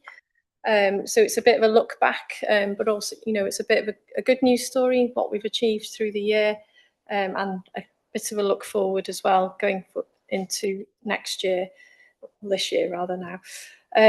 So from what I'll do, I'll probably take you through just the main performance, and then I'll maybe touch on my portfolio and hand over to the Chief Officer for Place and Growth. So you can see 1.05, the overall performance of the council plan objectives, and there's a red, amber, green status there for all of those. I'm not going to go through them in detail.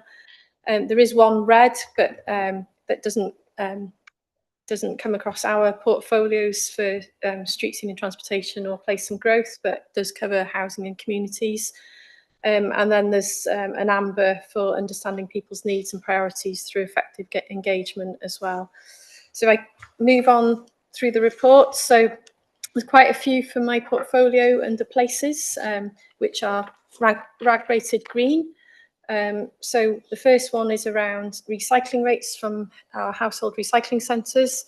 We're on track to achieve the target that has been set for those.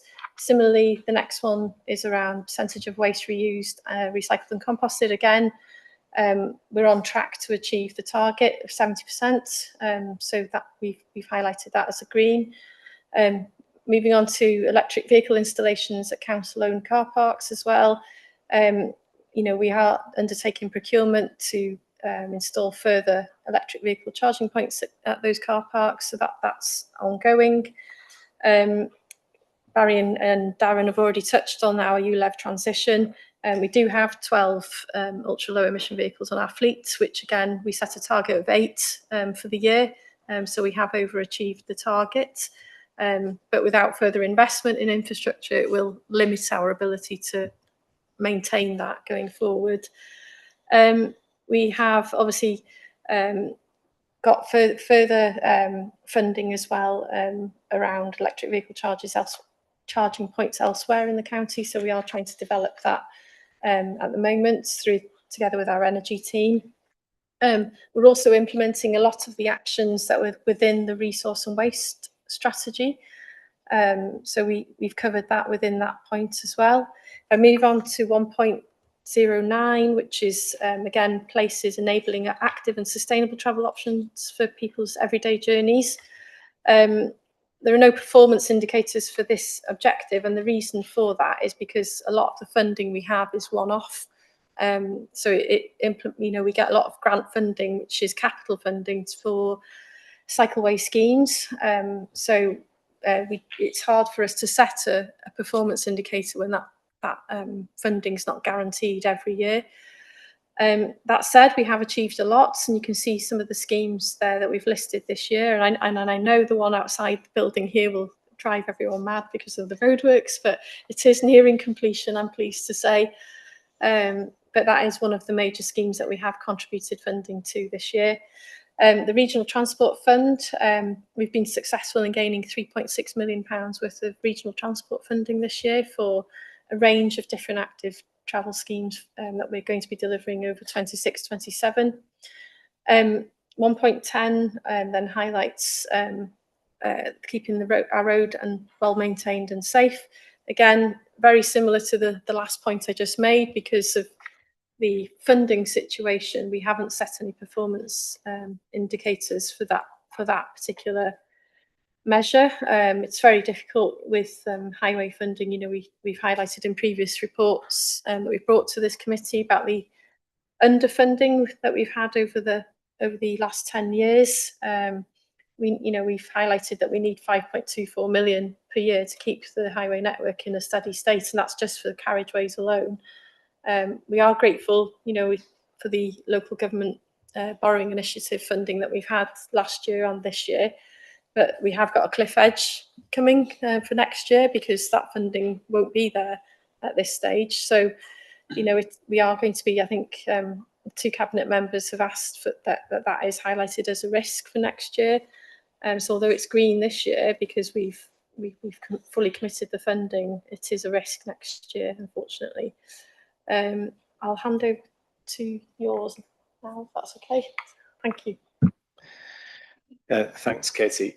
I'm conscious that we're throwing quite a bit of statistical information at you, and I'm not sure, members, whether you want to direct any questions to Katie before I move on, whether you want to do it that way, or whether you're happy to hear from the two of us and then go back to questions.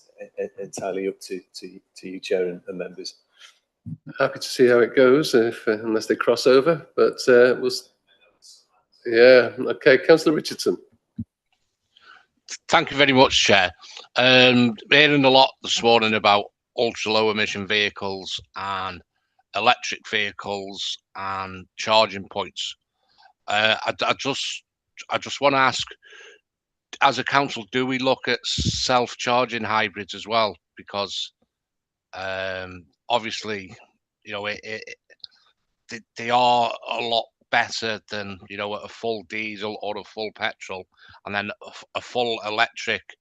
That's like the next step again. But in between, you've got a self-charging hybrid as well that are really economical, popular, and I was just wondering, do you actually look at that? Thank you. Okay, it goes some way. I'll come in first, but then I will hand, because it's around the funding, and then I'll hand over to Darren. One of the issues we have is, in terms of grant funding, is they specify that it's a fully electric, and that's one of the difficulties we have. We do look at those options, but they wouldn't be fully funded by Welsh Government. That's one of the problems. They have a policy that they will only fund fully electric vehicles at the moment. Thank you. Yeah, thank you. So the self-charging hybrid, obviously due to the number of vehicles we hire for the small fleet compared to the HGV fleet, it's the availability of self-charging hybrids on a HGV element is pretty much non-existent. So the focus on the small LCV fleet is regards to the most cost-effective method for that fleet to be in service with the council. Okay, thank you. Councillor Pearce. All right, thank you, Chair. Could you advise that we're looking at various parts of this report rather than the whole report? Because I want to just talk about... We're just talking about the street scene element of it at the moment. Yeah, okay. Right, I want to go back then to page 77 and the active travel scheme at ULO roundabout. Yeah, it has been controversial, but I'm sure for walkers and riders it will be of benefit. Can I ask whether this scheme has been mapped out to perhaps look at the impact on traffic and journey times? At the moment, I would imagine without that, there would be an unknown impact until it becomes operational. If I can be flippant, I think the traffic light salesman has retired to the Caribbean, because there seem to be 4 lights at least at every junction.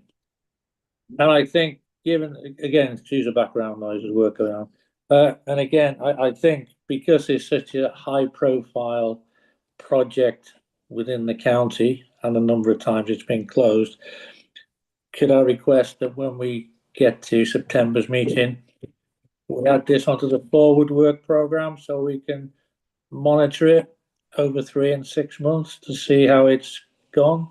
I'm not trying to be negative, I'm just trying to assess, if there are any drawbacks from it. I'm sure there's many benefits for active travel. That's the whole purpose of it. But I think we should look at the the whole uses of the scheme, particularly on the Eula roundabout, that is a very, very busy junction, and I think that we should look at that again in due course. Under the active travel core funding, it mentions various schemes. Do we have those? And can we have the details of land purchases for future schemes? I think that's something of importance. And does page 81 still come under street scene? Yeah, I think it does. Yeah, I'm looking at the sickness absence, 11.71 days FTE. To gauge how good or bad this is, has it been compared with other local authorities or a private sector company like Airbus, who has a similar size workforce around 6,000? Thank you. Okay, can I invite the Chief Officer to? Yeah, I will bring Lee Shone in, the Transport Strategy Manager, if that's okay. It's very remiss of me. I should have introduced him earlier on. But he can hopefully answer the question about ULO roundabouts for you. But the question you just asked about the sickness absence levels, I believe, that's a corporate section of the report. So that would have been led by Human Resources and Organisational Design. Okay, Lee, can you hear us? Yeah, hi everyone. Yeah, absolutely. The ULO roundabout, we would, as a standard practice, monitor any new schemes we've implemented for traffic impacts. But as part of the development of the scheme, it would have been considered. This scheme's slightly unique, really, because it's been developed with Namutra as well as the council. So they led on the design with input from ourselves, so we can provide the figures and the exercise that went into it before it was got to the on-site stage. But certainly we always monitor our schemes and the impacts after they've been installed. Okay, thank you. Councillor Pearce? Yeah, so can I ask the Chief Officer then that, and Margaret as well, that we had this the forward work programme in September. I know we've passed that now, but when we come to the September meeting, we can add it to that. There was one other one, because this is street scene, but they're not all in one section. They're spread out through this report. I just want to go to page 95, if I may. Page 95, and it's CST005M. Average recycling rates across the household recycling centres. We've got a red marker there at the moment. Is that of concern? This is separate then to the recycling, that the domestic recycling, which we felt there was an improvement once the 3 weekly bin collection came in. So is there a reason, you think, why we've got a red marker against that? Thank you.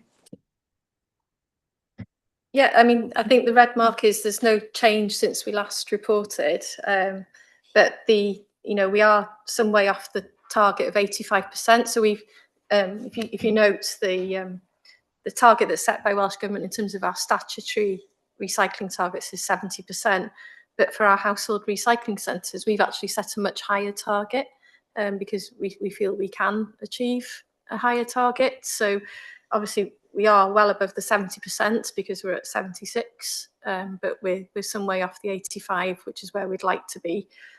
So we haven't obviously introduced those new processes around visible waste, and that is having a massive impact. We have seen a difference in terms of some of the tonnages going through our recycling centres now.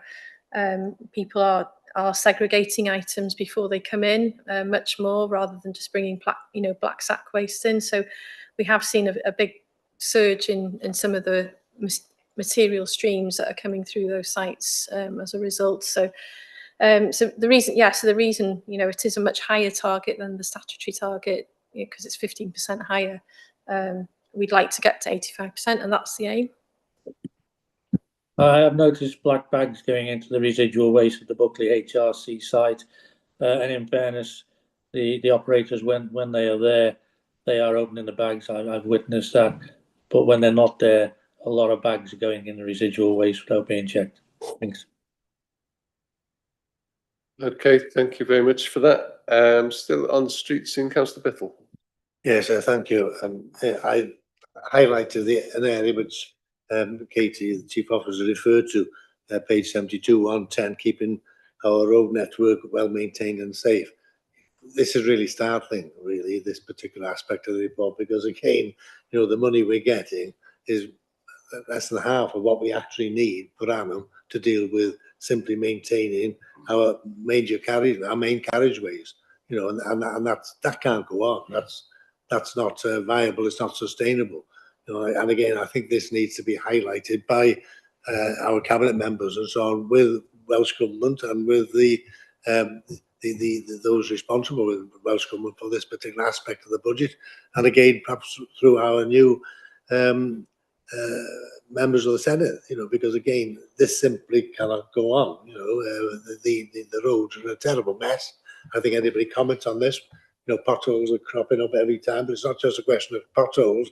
These are major carriageways which we need for the whole of our economy to be successful. And again, we may mention, for example, the fact that we're an enterprise zone and so on, a special zone for development in this respect. All this, the economy, as well as sort of everyday transport and travel, depends upon this, and that's totally unviable, really. 5.664 allocation by Welsh Government over 2 years, and we need 5.240 per annum for carriageways alone, without looking at footpaths and so on and so forth. That's untenable. And again, I would strongly urge and recommend that our cabinet members raise this with national government in Cardiff, and also we actually approach our new Senate members and so on to pursue this particular issue, because it's untenable, really, and it needs to be sorted. I wanted to again comment on the active travel aspects again, because again, this has been much vaunted in the past, and I think we've seen, you know, various proposals coming forward. I know I was involved, I think, in the Mold area, but there was talk about an active travel route from Rhydymowen right through to Broughton, you know, aimed at encouraging people to cycle to work and so on, but also continuing on to Chester. And then there were gaps, of course, in that, which couldn't be dealt with at this moment in time. But the aim was, in fact, we would do bits and add to it. Well, you know, there was an excellent piece of active travel put in my ward, really, between Tuthing Street and Gas Lane. But the top end of Tuthing Street is a right mess, you know, and again, we were given the impression that that would be dealt with in due course, and that all the links would be developed. And again, that seems to have fallen into abeyance at this moment in time. So again, I would welcome a report on where we are, really, in terms of the active travel procedures and programme. Thank you. Well, the other thing was, I too was going to raise the issue of time off work, absences and so on. But again, Katie said that's a corporate issue. Perhaps it shouldn't be included in this report, because again, it's going to lead to questions to officers here who are not responsible for that particular aspect. But, you know, I think there is genuine concern about the number of time off that people have. And again, the percentages are there, you know, long-term absences. You know, I hear cases of people have been off 1 year, 1.5 years, you know, and I'm just wondering, you know, I'm worried about that and the cost to us in terms of agency staff who are brought in to deal with those particular jobs, because the actual members who are dealing with those aspects are absent, you know. So again, that's something we need to highlight and have reported in the appropriate context. But again, for future reference, you know, is it worthwhile including those aspects in this report when it's a matter really for just 3 particular cabinet members and chief officers? Thank you. Okay, thank you. Can I bring in the cabinet member? Thank you very much, Chair. Just quickly on funding, I'd say all funding in councils and governments, whatever, it's all robbing Peter to pay Paul, to be honest.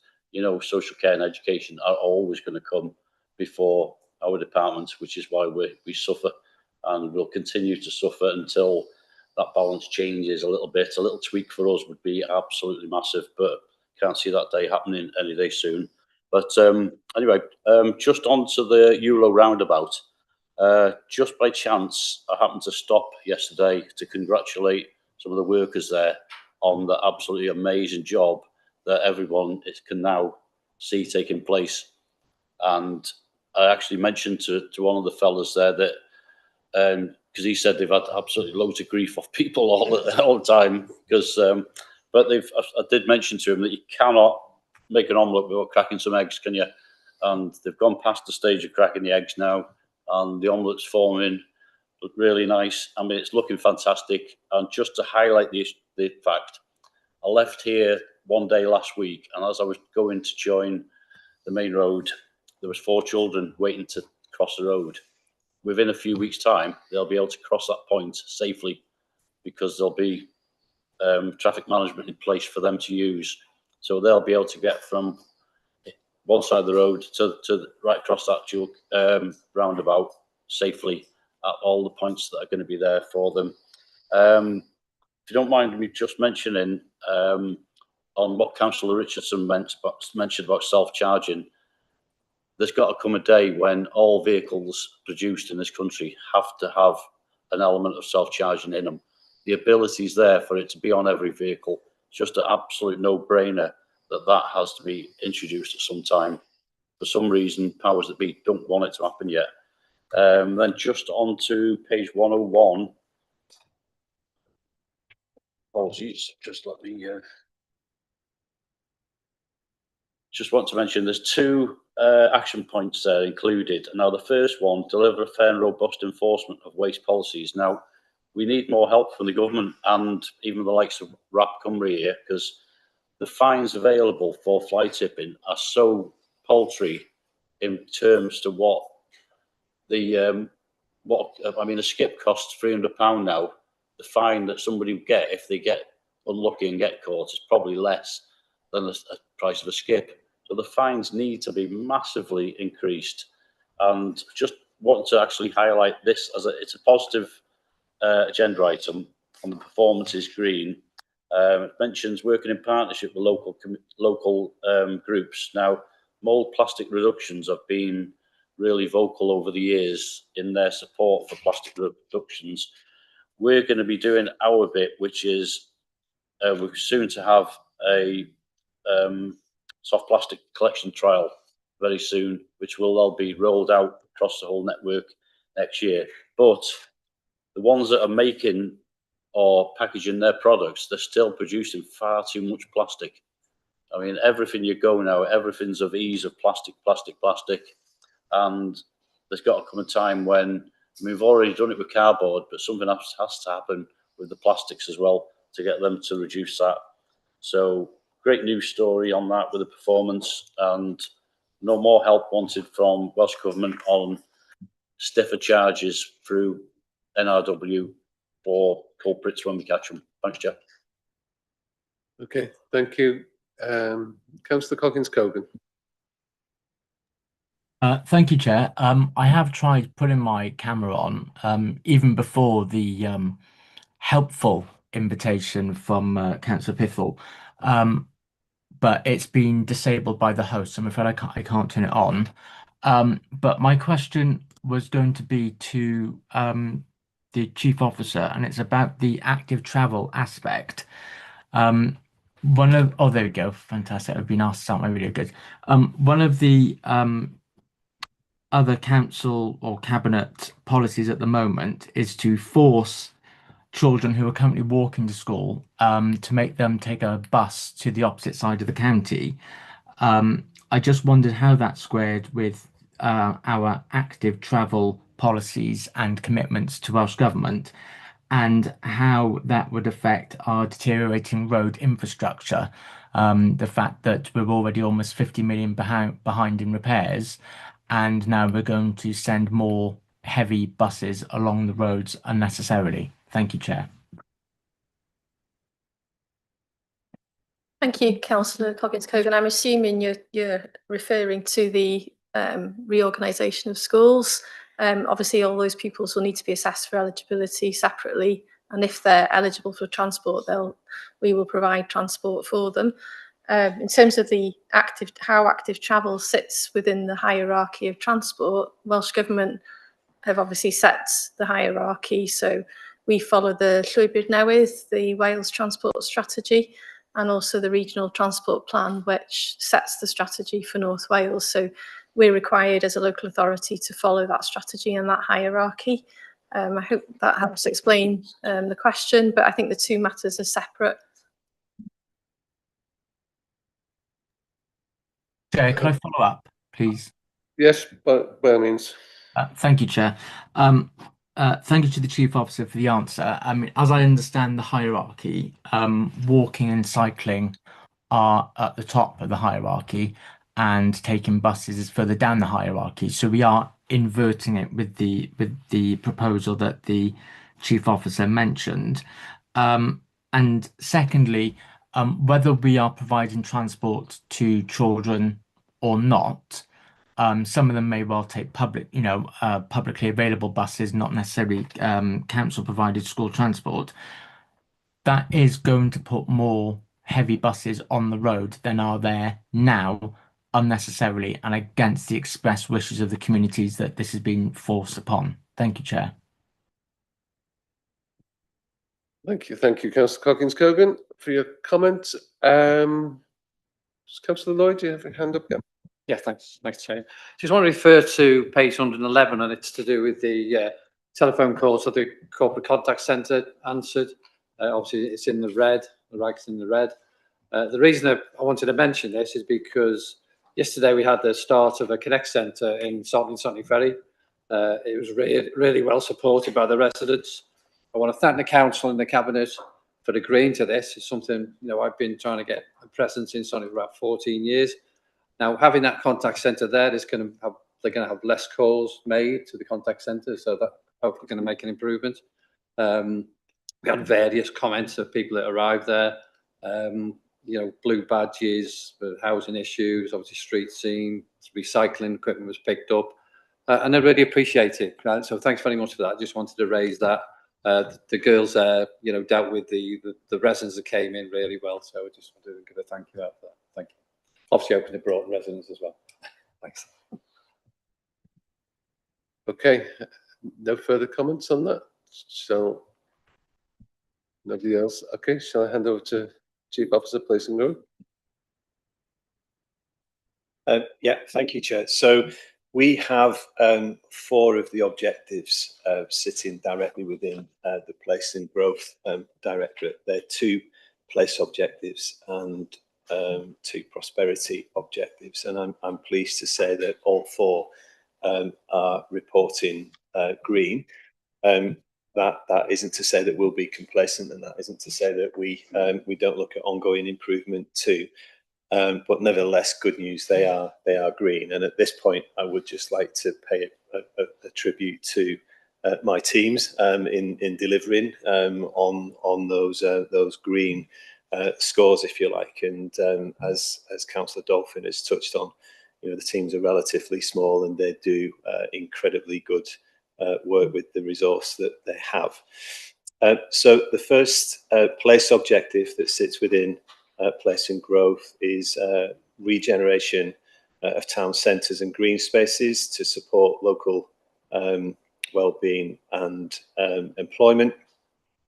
We have secured £1.25 million worth of external funding within 25-26, and that is comfortably above the £1 million target. And with that money, we have produced a number of placemaking plans, as members of this committee will be aware. A number of those plans have been scrutinised at this committee, and there are a couple of more to go. Mould market continues to thrive. We have 65 traders, with 6 additional traders being secured for 25-26, and we have currently about 80% occupancy of the indoor market. The next place and growth place objective is supporting people and businesses to adapt to climate change and extreme weather events.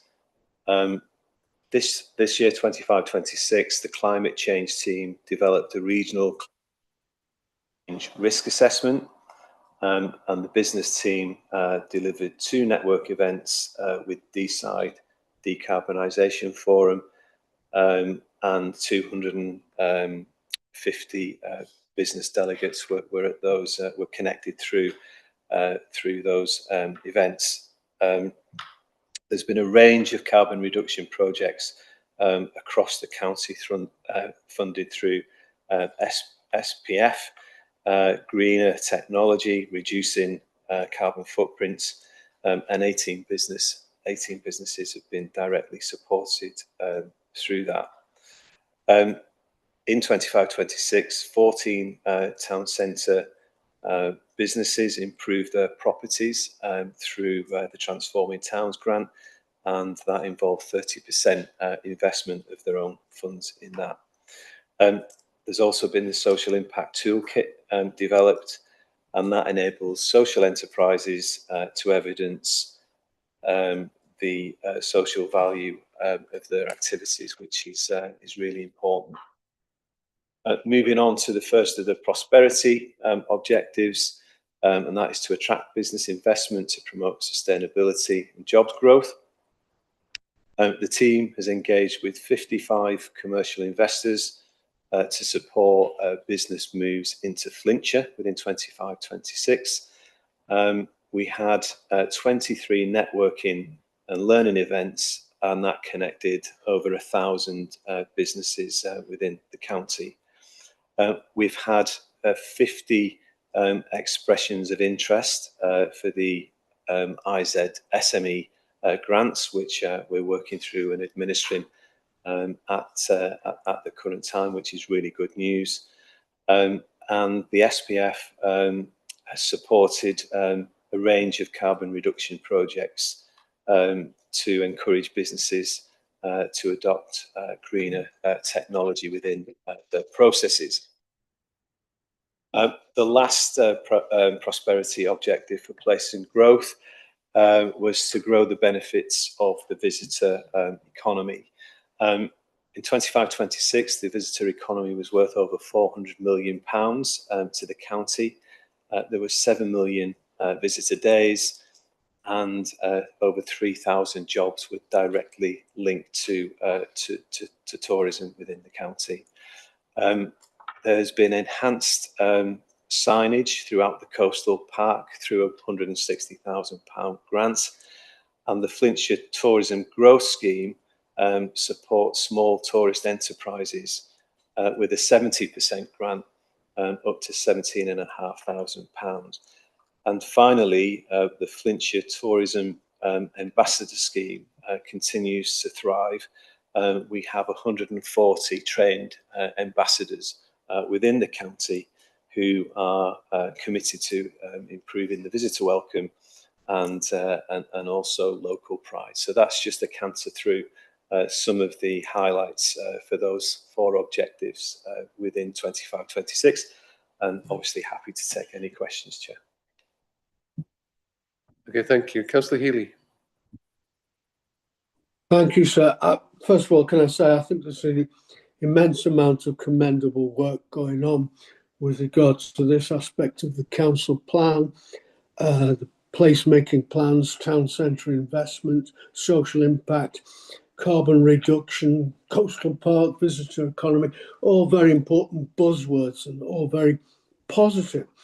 But there's something that was in the council plan some years ago, which seems to have died a death, effectively. Because in the past, there was specific reference to rural communities, to rural regeneration. And there was in previous council plans a commitment. First of all, there was a plan to work with Wrexham University towards identifying some of the issues within rural communities, but there was also a definite pledge to carry out a consultation with rural communities with regard to what the issues are that impact upon them. And so anyway, that all seemed to die a bit of a death. And looking at what's before us now, I find that there is no real reference to rural communities. Now, I picked up on this virtually a year ago. There was a meeting of this committee on the 8th of July, a year tomorrow, in 2025, and I proposed a recommendation when the council plan was discussed, and it was seconded by Councillor Richard Lloyd, and it was carried.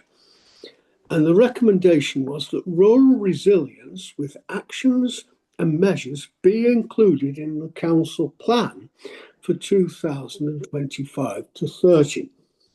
Now, from what I've seen, it doesn't look like that recommendation was accepted. And I recognise a recommendation is simply a recommendation and it is not binding in any way. But I'm just wondering if by comparison with what existed in the past, if our commitment to rural communities still applies. I'm actually wondering, and I'm perhaps hopeful, that the next update of the council plan will actually continue with that commitment to rural plans. I can see on the screen in front of me Councillor Arnold Woolley, and seeing him actually reminds me that several years ago in a full council meeting, I'm sure it was Councillor Woolley, when we were discussing the council plan, Councillor Woolley stood up and said, "Can anybody tell me what this has got to do with agriculture?" And there was a wall of silence and nobody could. But I would just flag up that things like agriculture are very important aspects of the economy. But it's the only time I've ever heard that word mentioned at a council meeting.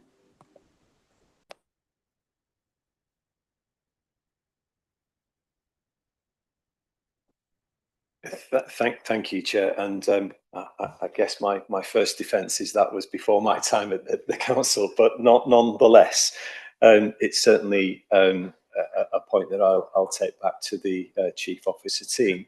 But having said that, I think it's important to point out that the council plan covers the whole of the county, not just our town. So it is aimed as much to the county, as much to the rural areas as it is to our towns. And if you look at some of the particular objectives, in my view, they apply equally to both. So if I take Councillor Healy to the first wellbeing objective, which is residents in Flintshire feel happy, safe and healthy, and one of the specific objectives of that is to reduce the impact of poverty for people living in Flintshire. That is a county-wide objective.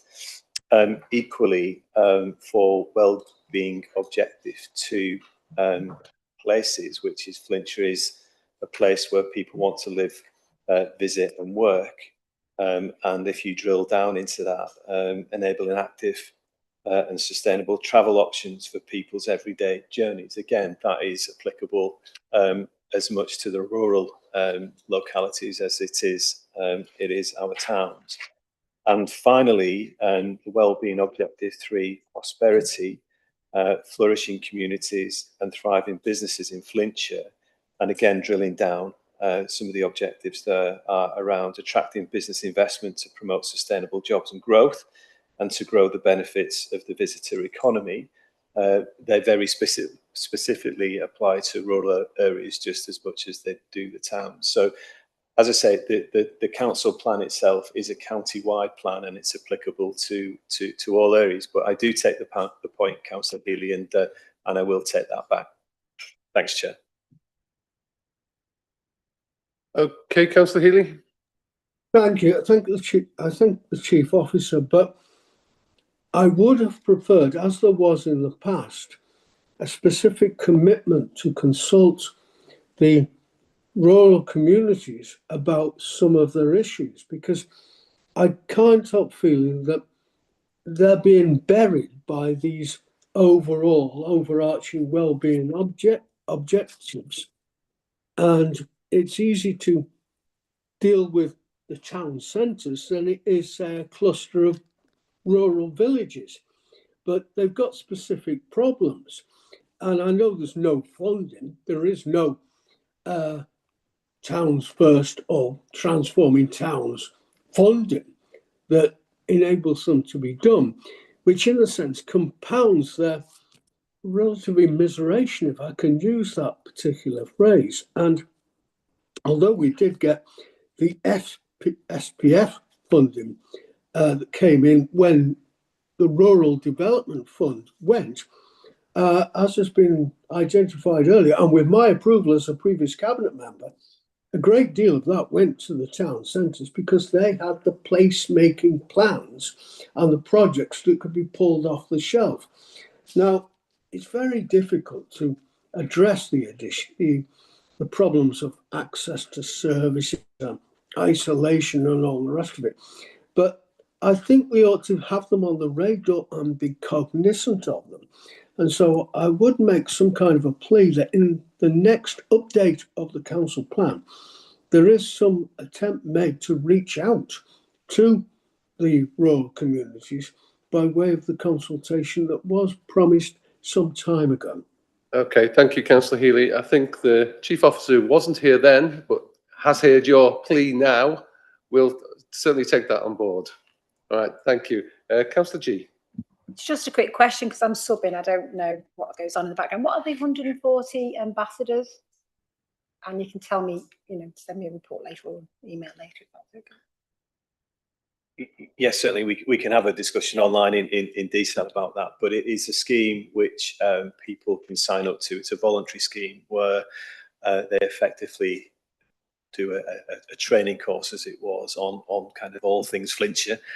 So when people are visiting, they are champions of the county, so they can direct our visitors to particular points of interest, and they know about the hotels that are available and the like. So it's effectively what it says on the tin, really, that they are ambassadors for the county, so that they can promote the county and they can point our visitors to things that they might like to see whilst they're here. It's just promoting the good things about the many good things about our county. Yeah. Okay, just on that, where would I bump into a tourism ambassador? Because I haven't done so far. They're in all kinds of places. So you'll find them at WEPA, you'll find them at libraries. Many of our team here are ambassadors. And they're not just council employees, it's important to say. So within, you might find some in pubs, in hotels and the likes. They're kind of everywhere in plain sight, if that makes sense. Okay, thank you very much. Councillor Bithell and then Councillor Lloyd. Yeah, thank you, Chair. I just want to raise a question. It's in relation to pages 104, supporting people and businesses to adapt to climate change and extreme weather events. And again, it mentions in lower down on that section there, community resilience plans and flood-prone communities. I just wonder whether there's any further to report on the flood prevention measures, which have been actually prepared for us, I think, by our own flooding team, and also by Waterco on a contract basis. They drew plans for Flintshire. I think there were something like 18 plans for dealing with various flooding events across the county. I'm just wondering where we are regarding that now. That particular aspect of the work has been done and done very, very well indeed, really. The plans are there. But again, I think it does depend then again on obtaining grant aid from Welsh Government to actually introduce those particular flood prevention schemes in those locations. I'm just wondering whether anything can be said about that in terms of this report, how far we are really, because as I understand it, I don't think any of them are successful in the current year. I know we're competing with other towns and communities and counties across Wales, and probably some of their flooding events were even worse than some of ours, if you can believe that. But you know, I'm sure that's the case. I'm just wondering whether we are really in regard to that particular important aspect, really, of this view. Thank you. Yeah, thanks, Chair, and thanks, Councillor Bithell. It's an important question, and obviously the council plan can't capture everything. But what I would be very happy to do is perhaps put something on the forward work programme for the autumn, for an update on where we are with the flood risk programme and the flood defence programme as well, and happily bring our very experienced flood risk manager, who's incredibly passionate about the work that he's doing, to come and present an update to the committee. So very happy to put that on the forward work programme if members would like that. Yeah, okay, thanks. We've got that. Yeah. Okay, Councillor Lloyd. Thank you, Chair. I just wanted to thank Councillor Healy for reminding me about me seconding the proposition to do with rural wards, missing out on funding. But at the time, my ward was Saltney Mole Junction ward. It is now, because of the Bounty Commission, has combined the two wards. It's now Saltney Ferry, so it's probably a semi-rural ward now. But I just wanted to point out that we have, and I think this may have been taken on board at the time, because we have now had funding for lots of work done on the coastal path by the river, got schools there, planting seeds and everything. So I can't really say that we haven't had funding for that ward. So I thank you for that. Thanks, Councillor Healy as well. Okay, thank you very much. No further. Oh, Councillor Dolphin. Yeah, I'd just like to chip in. First on ambassadors and champions. I can't say I've ever been a fan of ambassadors or champions, and I'd never want one for me, actually. I don't know how many people think about that, but that's a personal matter, perhaps. But anyway, rural resilience, Councillor Healy told you, and he has told you that before, as he said. But I grew up countryside, and I live in a rural area myself. But I don't feel that. I sometimes think people in this, I'm going to be controversial now, sometimes people want a school on every street. They want a recycling centre in every village, and we've got lots of schools, and we've got lots of recycling centres throughout our county. But things are being done for the rural areas. The Connect centres are now being expanded out, specifically for rural areas throughout the county.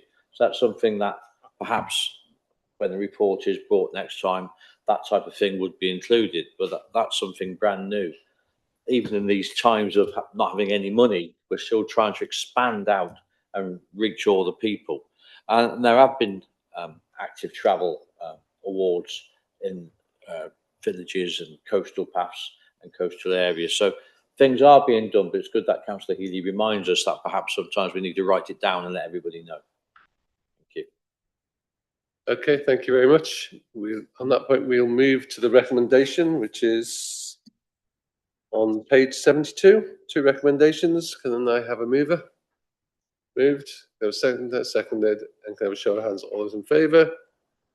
That's carried by everybody who's here. Okay, and so that's agenda item 9. Thank you very much. We now shall take a break. Sorry that we've got 2 more items, but we'll have to come back after lunch because it's only fair that everybody gets a break as well. So shall we say 1 o'clock? And we'll be back. Thank you.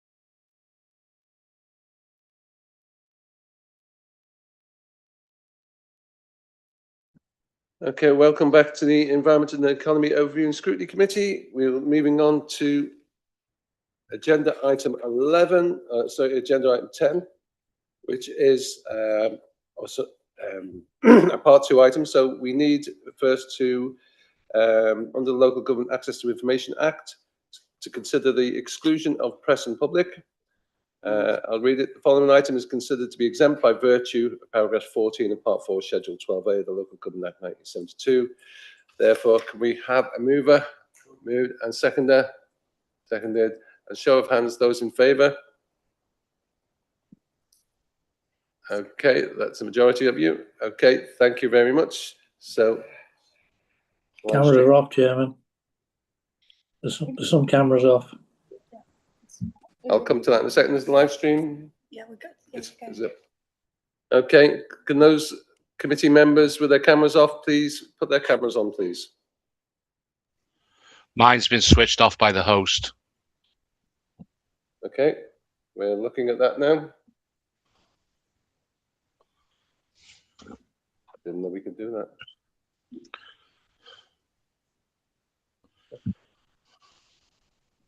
Okay, you're coming back. Thank you. Thank you. Councillor Arnold Woolley, are you there?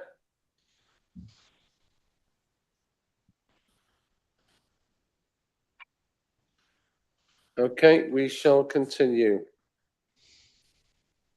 Agenda item